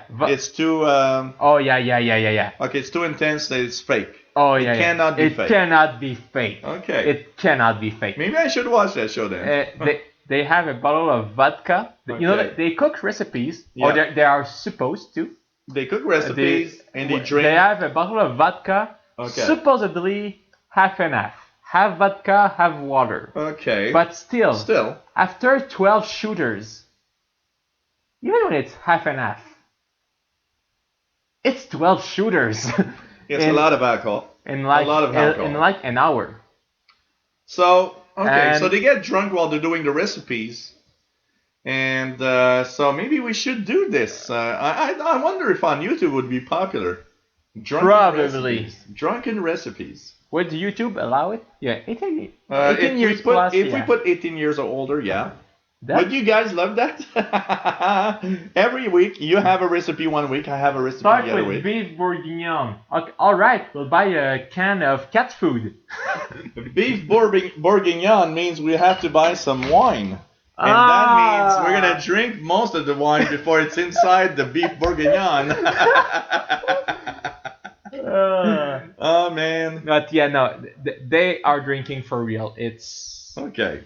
you know when the Because we had at New Year's, we always have this funny show of the review of the year. And one of the sketches this year, I don't know if you've seen it. Oh, you should have watched it. You would have enjoyed some parts. One of the sketches was these drunken recipes, but they were showing that it's fake and they're not drinking for real. no. I mean when And it made me wonder: are they really drinking or not, or they're faking that they're drunk? when the guest is laughing on the floor and is like, I'm so drunk tonight. Okay, It must be real. that's the part of the show is too drunk. But you know, it must be real when they're like this. Yeah. Okay. Yeah. And But they're good actors, huh? The reason why I ask it is now last show the animator was like at some point like, I'm not doing this anymore. I'm done. I'm through. I cannot take it. the reason I really was thinking about this is because when they did that sketch, and I was thinking, if you're a good actor, No. you can fake that you're drunk. Not as much as they do. Okay. You know, fake you're drunk. Would you throw a big bag of It's part of the show. of tomatoes almost on your cameraman? It's part of the show. No, I don't think they would do all these things. And thank you, Floyd, our cameraman. Floyd. There's nobody else than us. But no. But, if you guys talk about us and give us sometimes, millions of views, maybe we'll have a cameraman someday. The crew will write papers with like, please go on with the show. Oh, man. Some of them took like 6 hours to film because they were too drunk and too screwed to make 6 to make hours. a meatball spaghetti. 6 hours to drink. To do a meatball spaghetti. Billy Connolly was. Yeah, that's true. I remember. Yes, Billy Connolly. You have to watch it. On YouTube, there must be some sketches. That guy could fake drunk, even if he didn't drink. And I gotta say, it's probably one of the best drunks, fake drunks that I've ever seen. It really, really is good. So, anyways, but that's old stuff. So, It's like. Yeah. So after, 2 hours and 10. Yeah. What do you have to say? Before maybe continuing. Yes. Should we both advertise our own channels? If you want. Well, if you don't mind. Well, I have 14 channels to advertise. But okay, so shut up. Let's start with yours. So yeah, you need more advertising than me. I'm the new guy here. If you guys are into anything that's geek, but technology, if you are into technology, follow him. But if you like other stuff, you can follow my own channel, which is the Proud Geek 12. You have to search it in the YouTube bar because I still don't have my YouTube name. So you have to do the Proud Geek and look at this smiley face. And you'll be sure to find it. You'll see a sign that says I love video games. And you know what? We have to do one thing. One thing for sure is that we have to bring him to 500 subscribers as fast as possible so he can actually have youtube.com/theproudgeek. And I do, of course, video game news highlights every day from Monday to Friday. I do video game reviews, applications review. Speaking of, the application I just talked about, Honey, They Froze Our Kids, there's going to be a full review on my channel with in-app footage right after this show. It's going to be published right after we finish, so you can check it out. I'm doing some talking about old games, how I feel and stuff. Unboxing of cool stuff I get. This week I got the loot crate, including what had this That's shirt. From your loot crate? This shirt was in my loot crate. The theme was Origins, so I had this T-shirt of Mario. I had stuff from Captain America and more. And every month when I receive it, I do an unboxing that kind of failed this month, I must admit. But we never fail in life. I'll explain to you after. We reorganize. I'll explain to you after. Okay. But when I receive it, I unbox it, and you can see all the cool stuff I get. And yeah, if you're into gaming, into geek stuff, when new movies comes out, in May it's Guardians of the Galaxy. Yep. I will go watch it the first week and do a review on my channel. And probably here too, because these are the highlights of the weeks. So, I would like you to just encourage me. You don't even have to watch all my videos. Just check what you want. Encourage me and subscribe to the Proud Geek channel. And it will just motivate me to keep He's a great doing guy. Stuff. He's a great guy. I'm trying to figure out where I'm going in life. This is the first step. So, just thank you everyone for watching today. That's really cool. I'm happy to be here. I was telling him before we started the show that, I am... Okay, this is the ranting part of the show where you... Look, I rant regularly, but you know what? Okay. Wait, should I be like this because I'm poor? No. Okay. No. No. Well, I'm not that poor. Should I cry? I'm not that poor. Should I cry? But you know what? This year is really a make or break, and I say it a lot. And recently, I've got a few things that are really, really going crazy about the fact that I've got some enemies. I've got one that's particularly really solid that's trying to take me off of YouTube in the past few weeks. And I try to do my best, and I think I'm really honest in everything that I do. I want to do entertainment, but doing entertainment means you also have to have a living. I mean, you can't do entertainment if you can't have a living with it, a minimum. And yeah, Yesterday, yesterday I asked for one thing. Not yesterday, Tuesday, and I'll ask it today for us. On Tuesday, I asked for people that watch and been watching for a long time that never donated a penny. Because what happens is we we do we do this, and I do this, and I always have the same donators all the time. The same good people that donate and that are incredible. And I'm amazed when you see that you've been able. On some of my radio shows, I'm past 1,000 views every week on my live shows, and you see that there's four people, and the same four people are always donating. and And there's 1,000 views. Come on, you're like, what the hell? And honestly, if everyone who's watching And we're not would give $1 a month, $1 or month. it's like it's nothing for most people. Not for most people it's nothing. And if that would be the case, that would be something. And I have one of my donators, and I won't mention her name or anything. But you know what? I remember she donates every month, and she's a really cool lady. And last time when I ranted a little bit, she looked at me. She actually gave me her donation that she gives me every month, and said, "You are too kind, because you are doing this and you're not asking anyone anything. You're just asking for donations, but you're not, saying, well, if I don't get donations, I won't do this. And if you're not donating to me, you can't watch. But I'm not doing what it takes to, have a private subscription or anything. But you know why? Because you like what you're doing. Yeah, absolutely. Absolutely.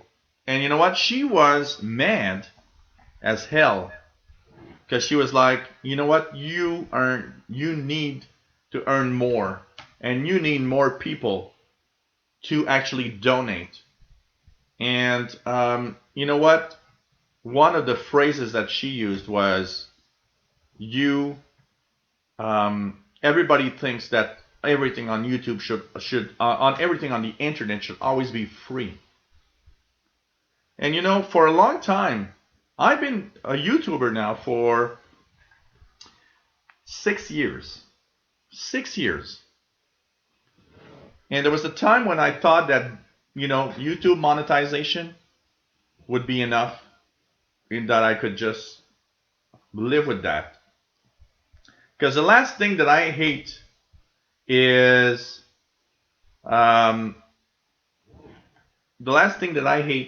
to ask for money all the time. But unfortunately, I take a lot of time to do this. Just doing a show like today, we take a lot of time just preparing.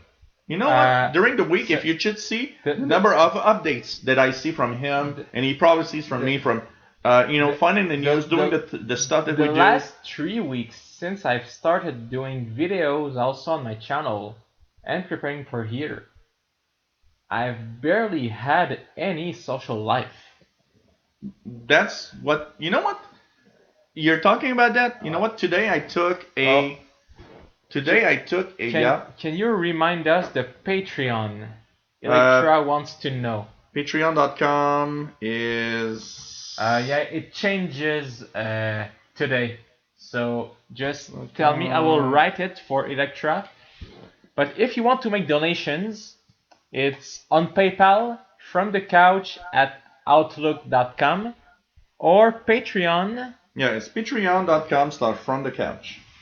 Okay, yes. So why? So it's Patreon, because patreon.com/fromthecouch. Yeah, it should be Yeah, okay. it should be okay. www.patreon.com, maybe because you didn't have the W's, slash from the couch is the Try it, Electra. www.p. Oh, Electra. It's not Patri. It's Patreon. Copy and paste the address I just wrote. You can copy paste. Yes, Miss Lady Catherine. Patreon is a very, very easy to understand website. Yeah. And you just choose and select what you want to do and what you want to give. And what's cool about Patreon is mostly because it's a monthly thing. So you just let it go, and if some months or some time you just can't give anymore, it's very easy to just get out of it. But what's cool with Patreon is that for error from Electra Thomason. From the couch. I'll try it on my tablet here. Because you see it here, it works. Yeah. Patreon.com/from the couch. I don't see a problem there. It should work. Works here. Long for you, it but works on my tablet too. Yeah, it should work. Cup. There must be something you're just. Make sure that you type it manually. Yeah. www.patreon.com/from the couch. Thank you, Tim. But Tim, Tim is very generous. He's been generous since I've been starting these shows. I found it. And I want to say just one thing. Tim, you already done a lot. And what I mostly want to say is, please, I want other people that have not donated to give. It's not to the same person all the time to do it. It's not for the same person all the time to do it. Okay? We have a lot of people viewing. I mean, there's some people that never donated. And can I just rant a little more and talk a little more? Yeah. I want to rant a little bit. We're at your house. I don't care. Not because of the money or anything. Because one of the things that I did have some people that ranted to me saying, "Hey, you know what? You're talking about money all the time, and I just want to, add to this. Hey, are you spending as much time as I'm spending doing all that I do here? I don't think so. I don't think you understand what goes behind this. You know what? The January monetization on YouTube is so bad that I'm actually even wondering how I can pay all my bills in February. I'm thinking I have to add to have more tech guy duties. And remember one thing is that more tech guy duties that I do, the less you'll see videos and the less I'll do live shows. So, unfortunately, there's something. I love doing this. It's not the question of I don't like doing this. I love doing this. If I'd be a millionaire, I'd do this and I'd just be happy because I find it fun. But that's weird. Everybody is getting an issue on Patreon, and I copy pasted the address. Let's just go here. When I click, it works. I click here, and for us, it's working fine. For us, it's working fine. That is so weird. Well, if Patreon doesn't work, can you go PayPal? Go on PayPal. PayPal. I'll rewrite our PayPal right here. It's fromthecouch@outlook.com. PayPal from the couch at outlook.com. Did I really close? Oh, I closed the chat room without even knowing that I did. So PayPal at Outlook. PayPal. From the couch at outlook.com. And that's a one-time donation. What? I get a Fox and 404. 404 is the page doesn't exist. That means that the link is not going to the right place. Is it a country issue, maybe? Is it a country issue? I'm wondering. Maybe if you're elsewhere than America. Maybe there are some countries where Patreon doesn't work. That could be possible. I suggest then you go through PayPal. So PayPal will work. PayPal will work, and It was just search in the field of Patreon. So if you just go to so you go to patreon.com patreon.com. and if you search for us From the couch, you just type from the couch in the search. That's weird. Well, even when you copy paste the address. Because here we click the links and it works fine. It works perfectly. And I had a few Facebook messages from I don't care our group earlier. I just. But yeah, I got tons of those. There's somebody that we know that is his birthday, and we're getting tons of them. So, anyways, this year is the time where I'm thinking of I continue or I stop, and I don't want to stop. Honestly, I don't want to stop, and I'm not asking for millions of dollars. I'm asking for just enough that we pay the bills and we have a decent life. That's mostly it. Like we said, $1 per month for every viewer. For the past year, the donations I've had are from the same 6 or 7 people all the time. And the funniest thing, is that the people that are the not the richest or not the the people that have the most money in the world are the most generous, and that's funny.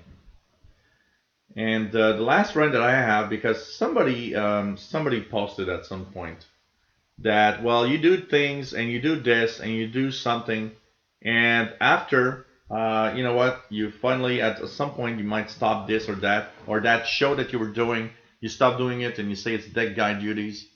And you got to say one thing, is that I have to work to pay the bills. And if this doesn't give me enough money, what happens?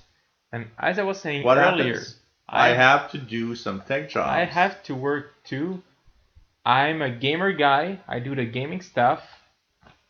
A game like I just bought yesterday. This cost $90 with the taxes in Canada. 92 Canadian dollars. I cannot buy one every week if I don't do anything with my life.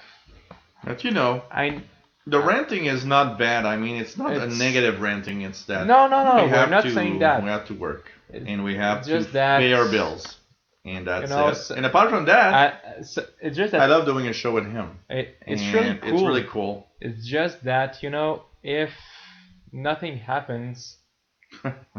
My phone is vibrating. We have a vibrating couch. Our priority will have to go to surviving ourselves before doing this.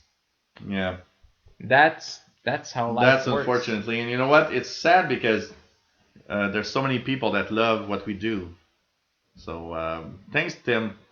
Tim, you shouldn't have, because I'd rather you keep your money in the right place. I mean, there's so many people that just needs to open up and give a little something. So cheers, everyone. Any news? Something you want to add to what you have here? Something I would really want to tell everyone. I know that the Legend of Zelda, I saw that it was going to be on the... It's the last... Didn't it say it was the last game for the Wii U? Oh, yeah. The Breath of the Wild, the next Legend of Zelda, is the last game that Nintendo will develop themselves for the Wii U console. It doesn't mean that third parties won't do other games, but for Nintendo, The Legend of Zelda is the last game that's coming on the Wii U. They say that they want to look toward the future, and obviously the Wii U isn't. It was a total disaster. And the future of Nintendo is the Switch. So if you don't have a Wii U, don't buy one. Just wait for the Switch and buy everything with it. Yeah. That's all I have to say. And speaking of Zelda, If you are a member of My Nintendo on the 3DS or the Wii U, every game that's available on the Nintendo eShop is now on sale on the 3DS and Wii U eShop, up to 30% rebates.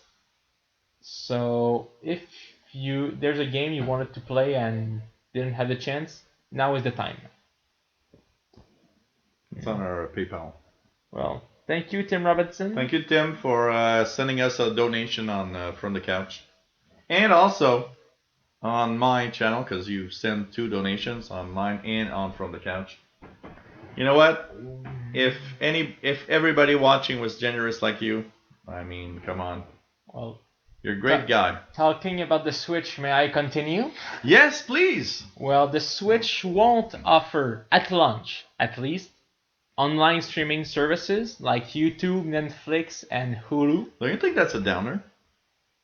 I don't know. Look, Netflix, okay, but YouTube is, I think, the minimum to have today in anything. Personally, I have a PS4. I don't use YouTube or Netflix very much on it. Is Zelda on PS2? No. No. Zelda is only Nintendo. Listen, it's Legend Nintendo of only? Zelda only Nintendo. It's Nintendo only? Nintendo exclusive. Okay. And no YouTube, no Netflix. No, I don't think it's a downer because personally, as a gamer, I don't care about the rest. Okay. I want to play games.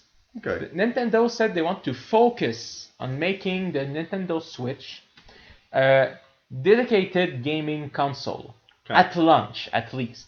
Okay. Because YouTube and Netflix are available on the 3DS and the Wii U. So eventually it could come. But it's just that we're here for that, Tim. They're launching the console as a gaming device. Okay. And like I said, when I buy a console, I don't buy it for Netflix or YouTube. I buy it to play.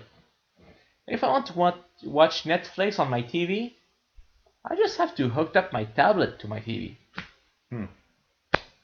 I'm not buying when I buy a video game console, it's to play video games. By the way, you're a gamer? Yeah. Are you excited about the game mode in Windows 10? Is it something that's like, oh, that's cool? I find it cool because I buy game on Steam. I don't have a dedicated graphic processor unit in my tablet, so I barely have any video memory. Okay. Everything is compensated by the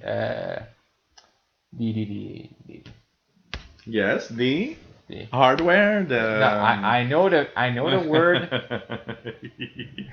Come on. Hey, you know I'm in love. Donald Sarkar from the Insider team actually answered a tweet from me. So I'm in love. What's the word? Meanwhile, vive. So, RAM. Why the RAM? Yeah. Yes. So because I don't have a dedicated video card, everything is compensated by the RAM memory. It's an Intel card in this one?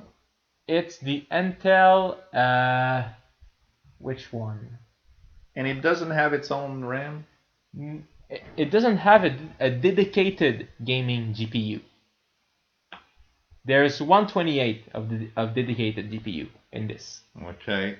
So it takes the RAM to compensate. To compensate. Okay, and yesterday I was playing a game and I saw a little bit of, Okay. not glitches, but it was fractured, if I can say. And with the gaming mode, I hope this would improve if it focuses all the power on the gaming when I am gaming. Well, one of the things that I have a blog that I follow, which is Paul Tarot, which is a Windows guy for a long time. And he had a great question to the game mode in Windows 10. Mm-hmm. He said, well, why isn't Windows already doing that when we click and play a game? And I was like, Yeah, you're not far off for that. What I'm a little scared, I didn't write in my notes in anything. The steps recorder. I know you probably don't know what that is. Not really. Steps recorder is something you have there. So say, for example, you say, hey, my Surface Pro is having blue screens or is, having freezes. I will tell you, well, go here and start the steps recorder. What it does is record everything you do up to when it freezes or has a problem. And I can go back and see everything you did and everything that it recorded. Okay. Well, in Windows 10 Creators Update, they're going to remove it. Okay. Which means you'll have to use the game mode, the game bar. Okay. And do screenshots. It's not the same thing. Screenshots is you do a screenshot now. Game recorder records everything you're doing. That's kind of sad. You have any games on your? Yeah. Oh, what are you playing on your PC? By the way, my graphic card is the ISIS. Oh, the ISIS. Okay. Actually, what are you playing on your PC? Right now, I'm playing The Legend of Heroes: Trails in the Sky, which I did a review on my channel. And after that, which is what? The Proud Geek. My channel is The Proud Geek on YouTube. The Proud Geek. And after that, I plan to play Fairy Fencer F. These are kind of old games, like PlayStation 3 games. Okay. But for example, just to give you an idea of how my tablet actually works, just gonna tell you the specs I'm playing my game in. Oops, I'm gonna go there. Yeah. What configuration? Yes. So I play in full screen, 1920 by 1080. Okay. So full HD. Okay. I have the frame limiter on automatic, so it's more than 30. Okay. So more than 30 FPS. Shadow quality is set as medium. And high resolution fonts, high resolution assets. This is like a full, maybe at the time it came out, maybe a 720p game. Okay. That I'm playing at almost full scale. What's the refresh rate of screen? Oh yoy. Oh yoy. I like the oh yoy. That's not my domain. That's him. Well, what's your refresh rate? You right click on your desktop. I'm gonna check it out. By the way, Microsoft just announced that right click and then second quarter of 2017 results. Cloud, Office, and Xbox revenue are going to dip. So where do I go after right click? And phone plummets. That means phone is gone. Where do I go after? Go to what do you have at the bottom there? It's personalized display setting. Maybe display settings. Display settings. Okay. You should see something about a frame rate.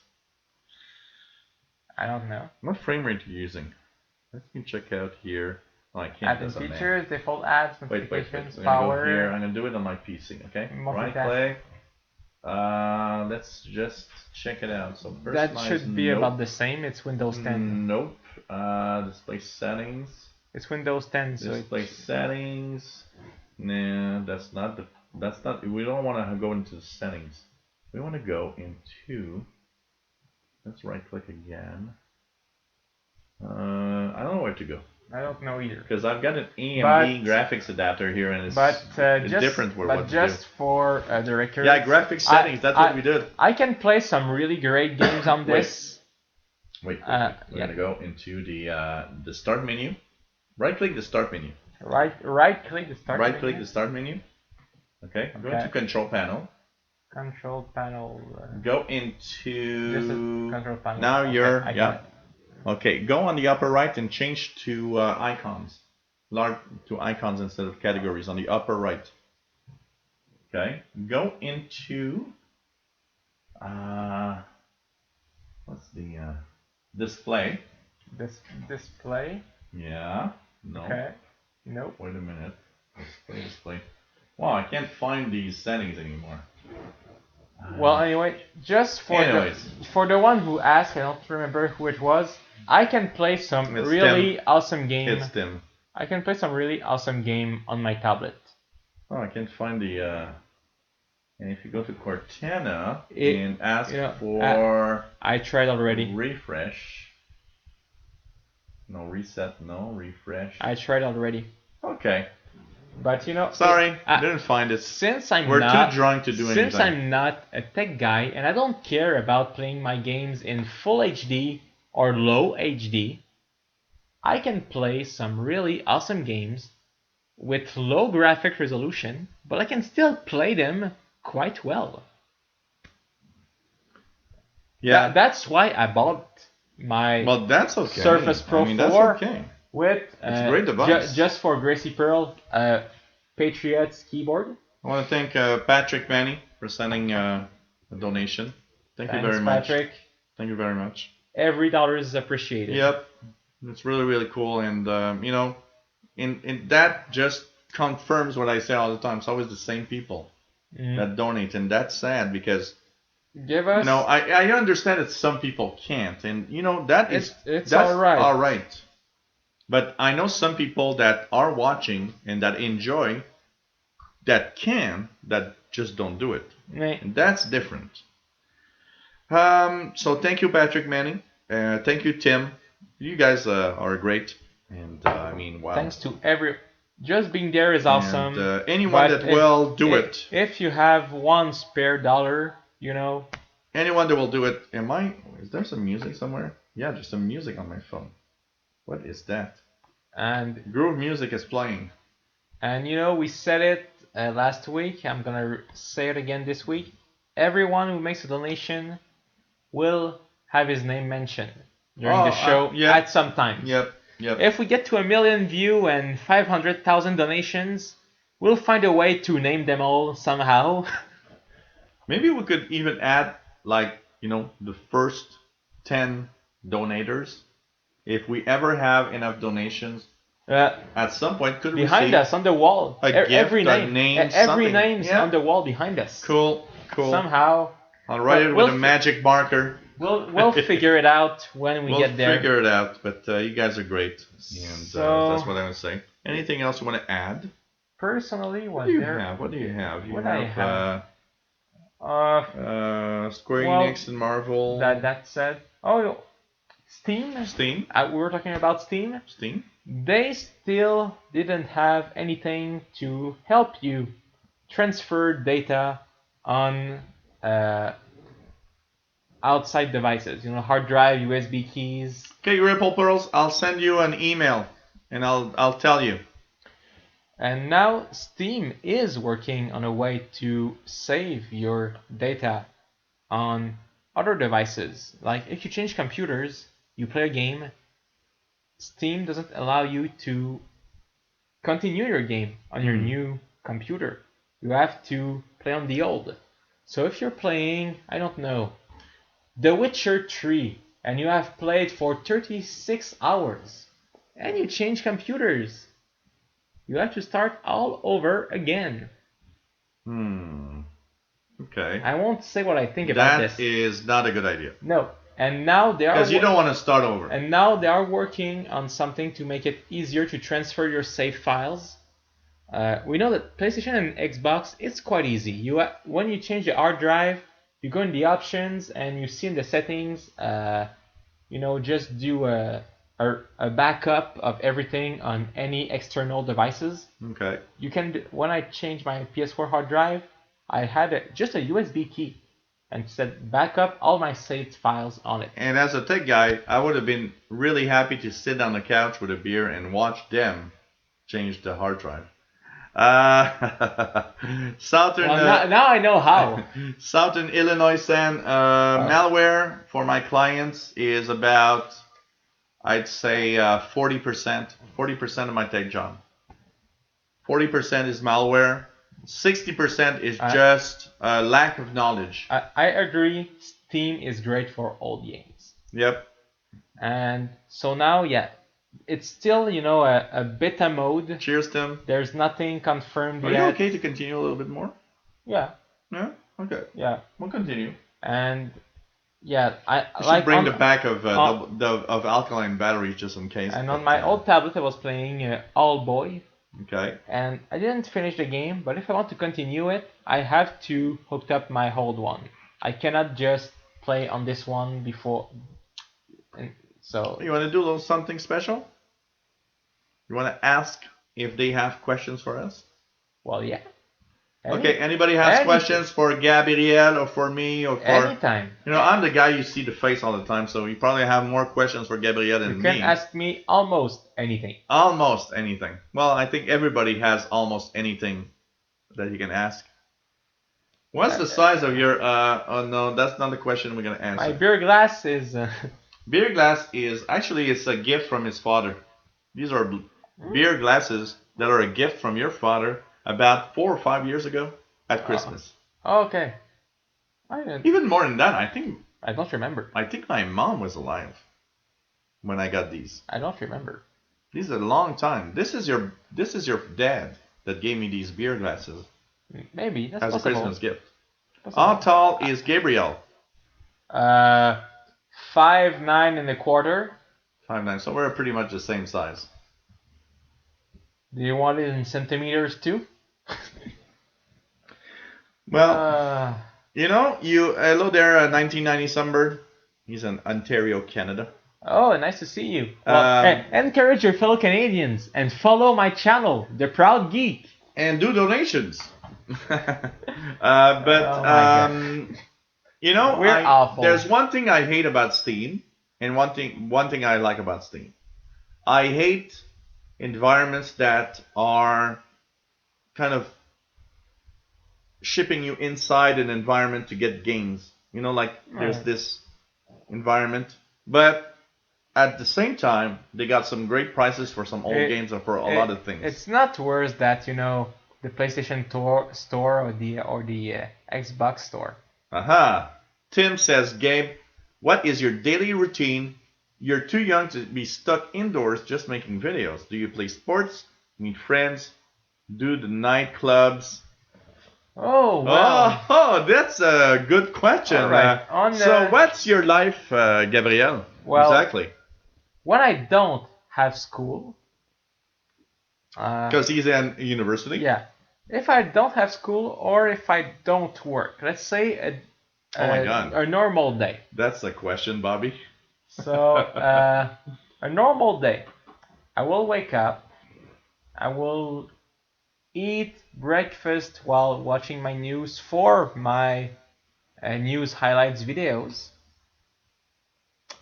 I will, you know, before my parents wakes up, play on old consoles that don't have headphones input, so they don't get disturbed. Still lives with his parents, so there's limitations to what he could do. What are you doing every day? Every day, yeah. That's what I'm saying. Is exercise? You know what? Is I think my little side is kind of giving him some ideas. Like I'm a big biker, so he likes to bike a lot I bike to school during and summer. everything. When I go to school, I bike. You know, around dinner time, it's the time I do my news highlights videos. And in the afternoon, it's a free-for-all. You know, before noon, I have my schedule. I have to do this and that. But afternoon is a free-for-all. So often I will play video games all afternoon. Oh. And that reminds me of when I was young, playing video games all afternoon. You know, at night recently I would say I'd go to some clubs we know well.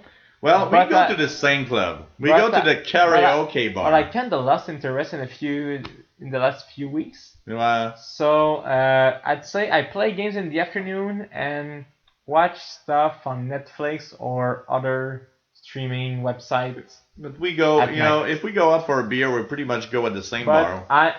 About meeting friends, I'm kind of a loner. Kind of a loner. I don't. Well, that runs in the family. I'm a loner. I'm also a loner. I like having friends. That's not the issue.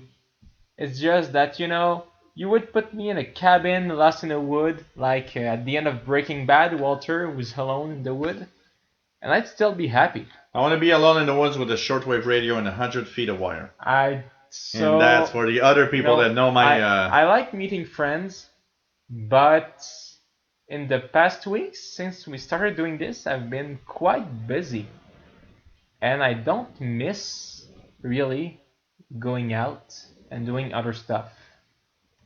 Okay. So my daily routine is basically I do what I have to do in the morning. In the afternoon, we'll see. Tim wants to be alone in the woods with Donald Soccer. Uh, Okay. So Okay. Well, Tim, come on. Any other questions? Come on, guys. if I may Be just, creative. if I may add something, as I'm working on the weekends, Saturday and Sundays. Yeah. That cuts a lot of my spare time. And that cuts.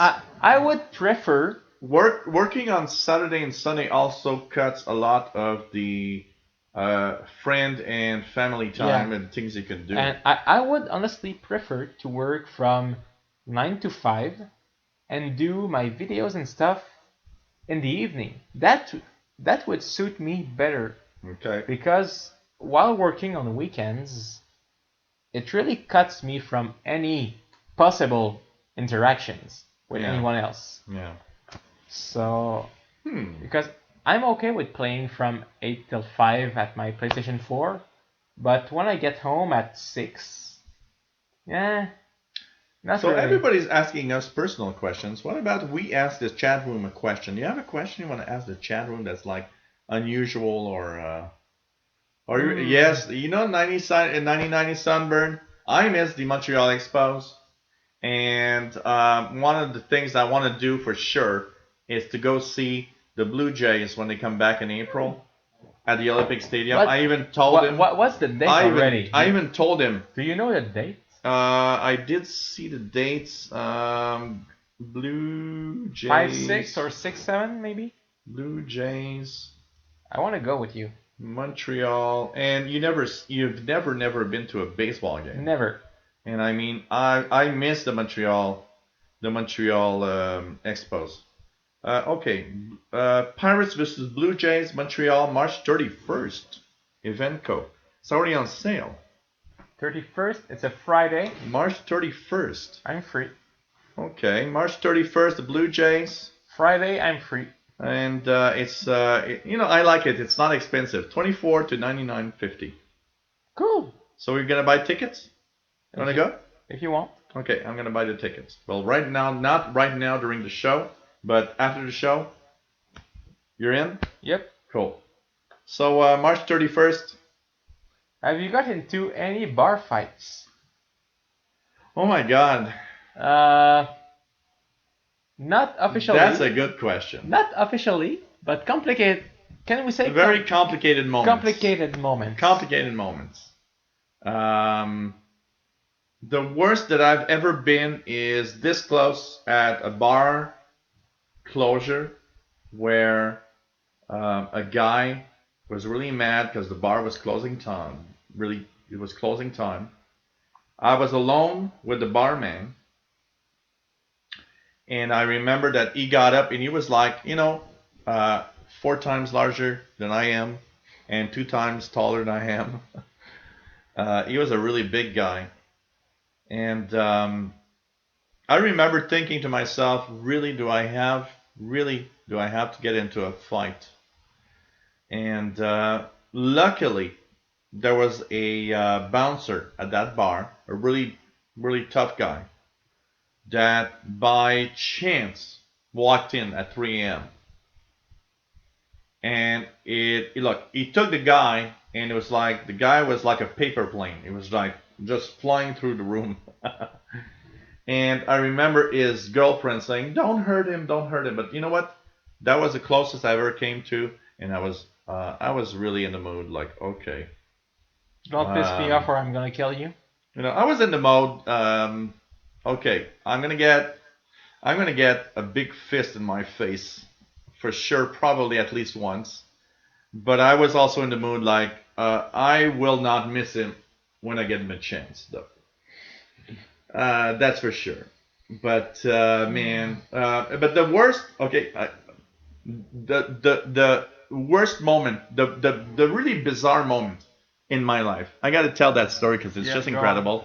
I'm coming back from my karaoke bar, and it's really like it's 4 in the morning, and I am alone on the street, and there's no one, and there's a car that just stops and just really follows me, and there's a guy in the car. He says, "Oh, you have a smoke?" No, I don't smoke.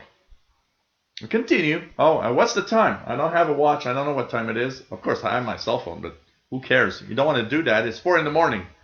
So I'm walking on the street where I live here, and he's following me.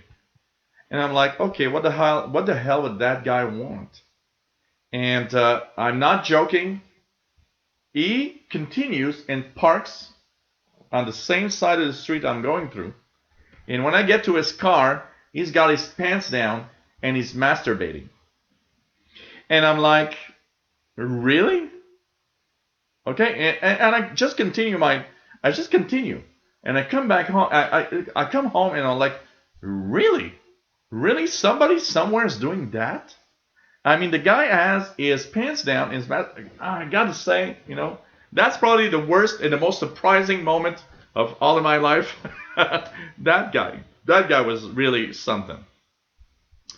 Gabe is a Formula One fan. Yeah, Big fan. Now that Bernie is gone, just better money repartition between all the teams.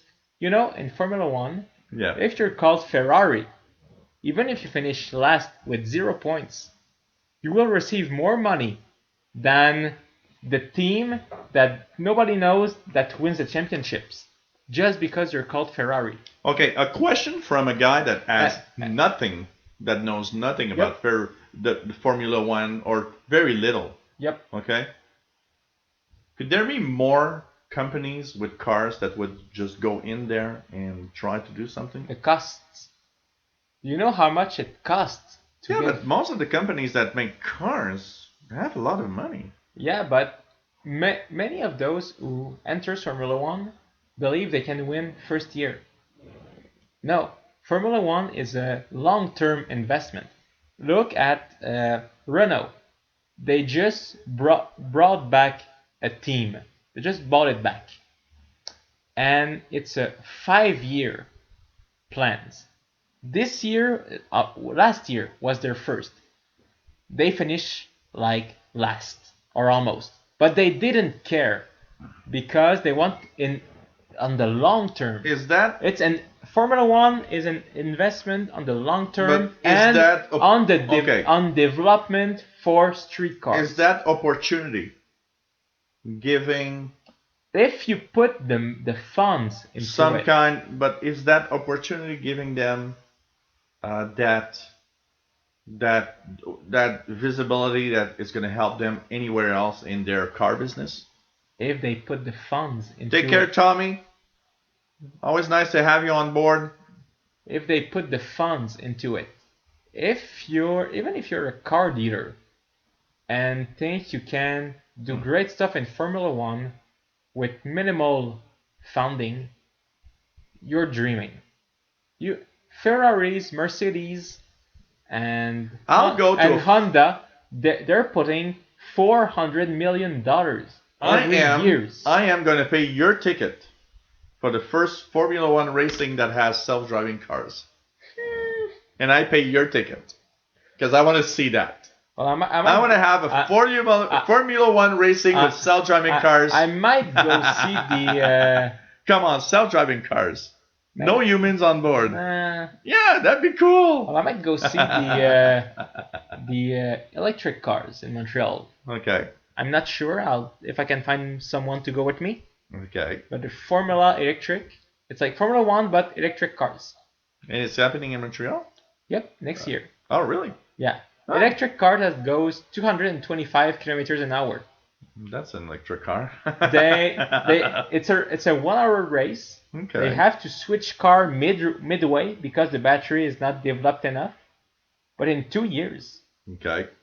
They will do the whole race with the same car. Okay. So, and they have it's 3 races. It will happen on René Lévesque, Vigier, and around Radio Canada. So good luck with the traffic.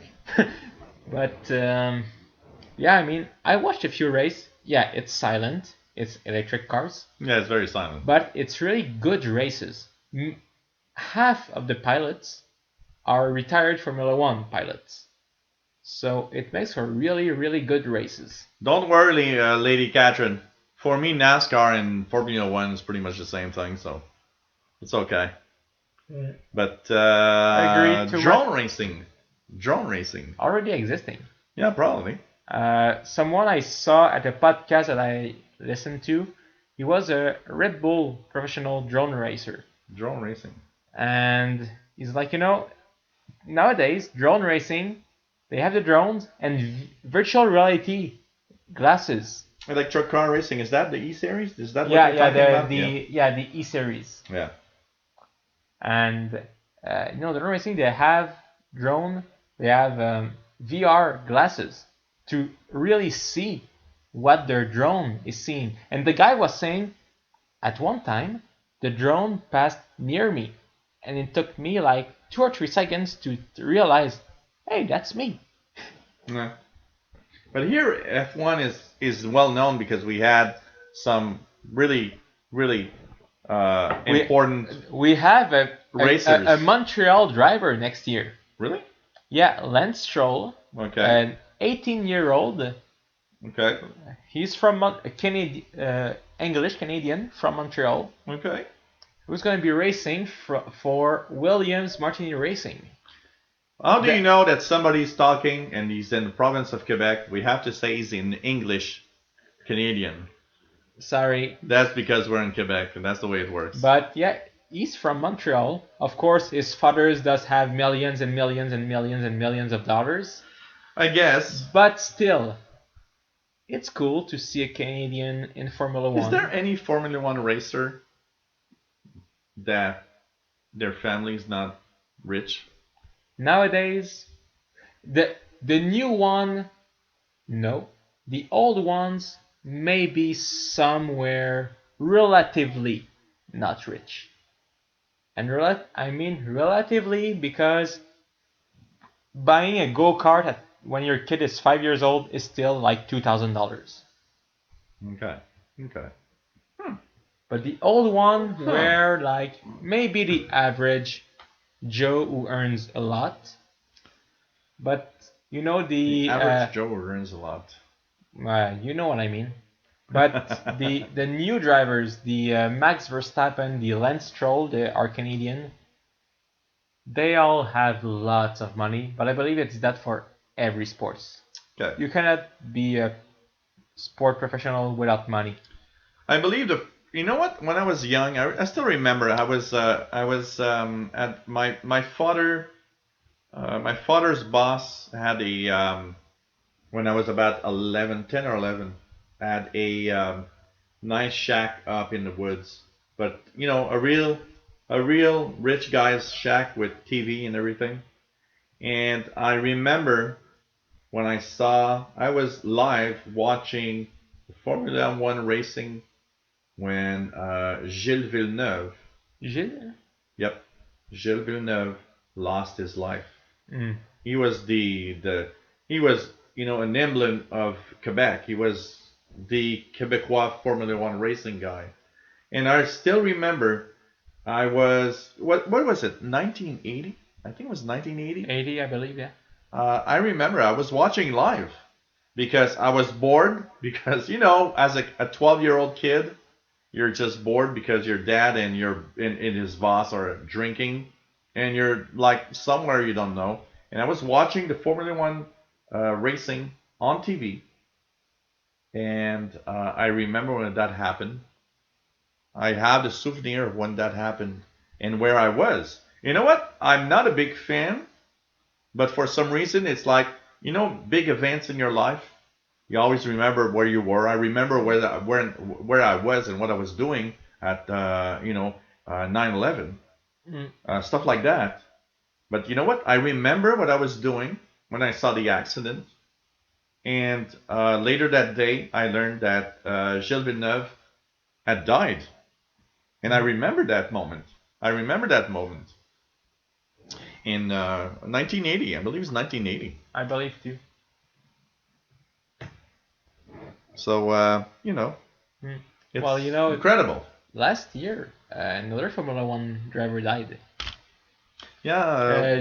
Gilles Bianchi, a Yeah. French guy. There was this yellow flag, which means you're supposed to slow down. And it was raining. And even though he was, we guess, slowing down, he went right through, entered into the towing car, and his Yeah. head got hit. Ouch. And he went into a coma, Ouch. and he died, I believe, last November. I'm not sure when. You got to remember But that. it was the first Formula One driver to die since Ayrton Senna, though, in 20 years. We got to remember one thing is that these these started as hobbies and become professional. And I got to say one thing, but these things are dangerous, and anything can happen at any time. I do, my little frustrated. I don't like this guy. Me. This is Sue about Lewis Hamilton. Yes, he won championship. He's from a relatively low-life family, but Low life. that's not what I mean. Okay. But a poor family. Let's say a poor family. His rookie season was with McLaren at the time when McLaren was at the top. So he never had to work to prove that he was a good driver. He was already with the top team and pushed away a double world champion who was with his teammate. And then McLaren, then he goes with Mercedes team, which is also the best. But if you take Hamilton and instead for his rookie season put him in a Minardi or Jordan, would he have proven to be such a good pilot? That's my question. Or was it just because he was already in the best team at the time? I'm nothing against you, DZSU, but that's my opinion. And I have no idea what we're talking about. Okay. It's my opinion on Lewis Hamilton. He never had to prove he was good. He was already in the good team at the time. But you know what? I respect everybody's opinion. It's but whatever happens, going far in something like that, it's quite amazing anyways. Just quite amazing. So what do you think? Yeah, I mean, I recognize every of these drivers to be the best in the world. That's not the questions. Okay. I'm just questioning the fact that everyone... He's drunk. I'm questioning the fact that everyone likes someone who never had to prove he was good. He was just at the at the right place at the right time. We could say the same about Gilles Villeneuve's son, Jacques Villeneuve, which was... He started with Williams at their best time too. Yeah, it's like, okay, yeah, he did win a championship. He won his championship, but it's kind of questionable. And that's why questionable. I'm happy to see Lance Stroll. It's questionable. Lance Stroll with Williams next year because Williams is, not the top 3 team. It's the top 6. We're really talking about Formula One right now. He's in the top 6 teams. Okay. So it means that he will have to prove he's good if he wants to graduate. Okay. So you know what? We've been on for 3 hours. 3 hours and 7 minutes. I have nothing else to say. I want to say thank you, everyone. Thank you, Gabriel. Hope you guys are enjoying our show. I'm enjoying it. You know what? I'm almost sad that it's over. Yeah. Because it's like it just goes by too fast. And I'm looking for it every Thursdays. So I just want to thank you, everybody, for being here. Hope you enjoyed the show. Hope you loved it. Thank you for everyone that has donated. Those that have never donated, please think about it. Are you enjoying what you're watching now? Do you want this to disappear because it just can't continue? That would be sad for you and for me and for him. Take care, everybody. Hey, look, this is so much fun. You're enjoying yourself? Yeah. You know what? Every time we end the show, he's always telling me, I want to do this. I want to do this with my life. It's just so cool. Because it is cool. It is cool. And it's cool because of people like you. And thanks, everyone. Take care. We'll be here next Thursday. What do you think? I believe so. Next Thursday. In between, we have, what do we have? We have... You have your own live show. Tomorrow I have a white band hangout for those that are on my radio stuff, where we talk about scanner radio, police scanners, stuff like that. VHF, UHF. Tuesday, I have my tech show, live tech show, where I answer your questions. 3 p.m. Eastern Time, 2000 hours UTC. And next Thursday, it's going to be what? It's going to be... From the couch. Number 4. Woohoo! And let's go for 400. Let's put zeros. And hope that we'll be there at 400. And what do you think? Yep. And when you're not watching him, you can... You can watch him. You can watch me on my channel, The Proud Geek. Search on your YouTube search bar, The Proud Geek. You will see a logo with an image. I love video games. Just subscribe and encourage me. Go Falcons! Yes, Grapple Pearls. Go Falcons! Go Patriots! Go Falcons! So I do... Pray for me, Grapple Pearls! I do anything that's geek related except technology. So Japanese anime, gaming, superhero movies, and anything else you can think of that's not technology. So encourage me, subscribe to my channel, The Proud Geek, watch my videos, and share our videos, both of our videos, with your friends on your Facebook or Twitter. Share them so that our awesomeness is spreaded throughout the world. Our awesomeness is spread throughout the world. Yeah, I like that. Our awesomeness spread throughout the world. Share our videos to help us. Don't just talk about it. Share them. Oh, cool, Tim. Thank you for watching, everyone. And I want to answer your email, by the way, Tim. I'm going to answer it personally.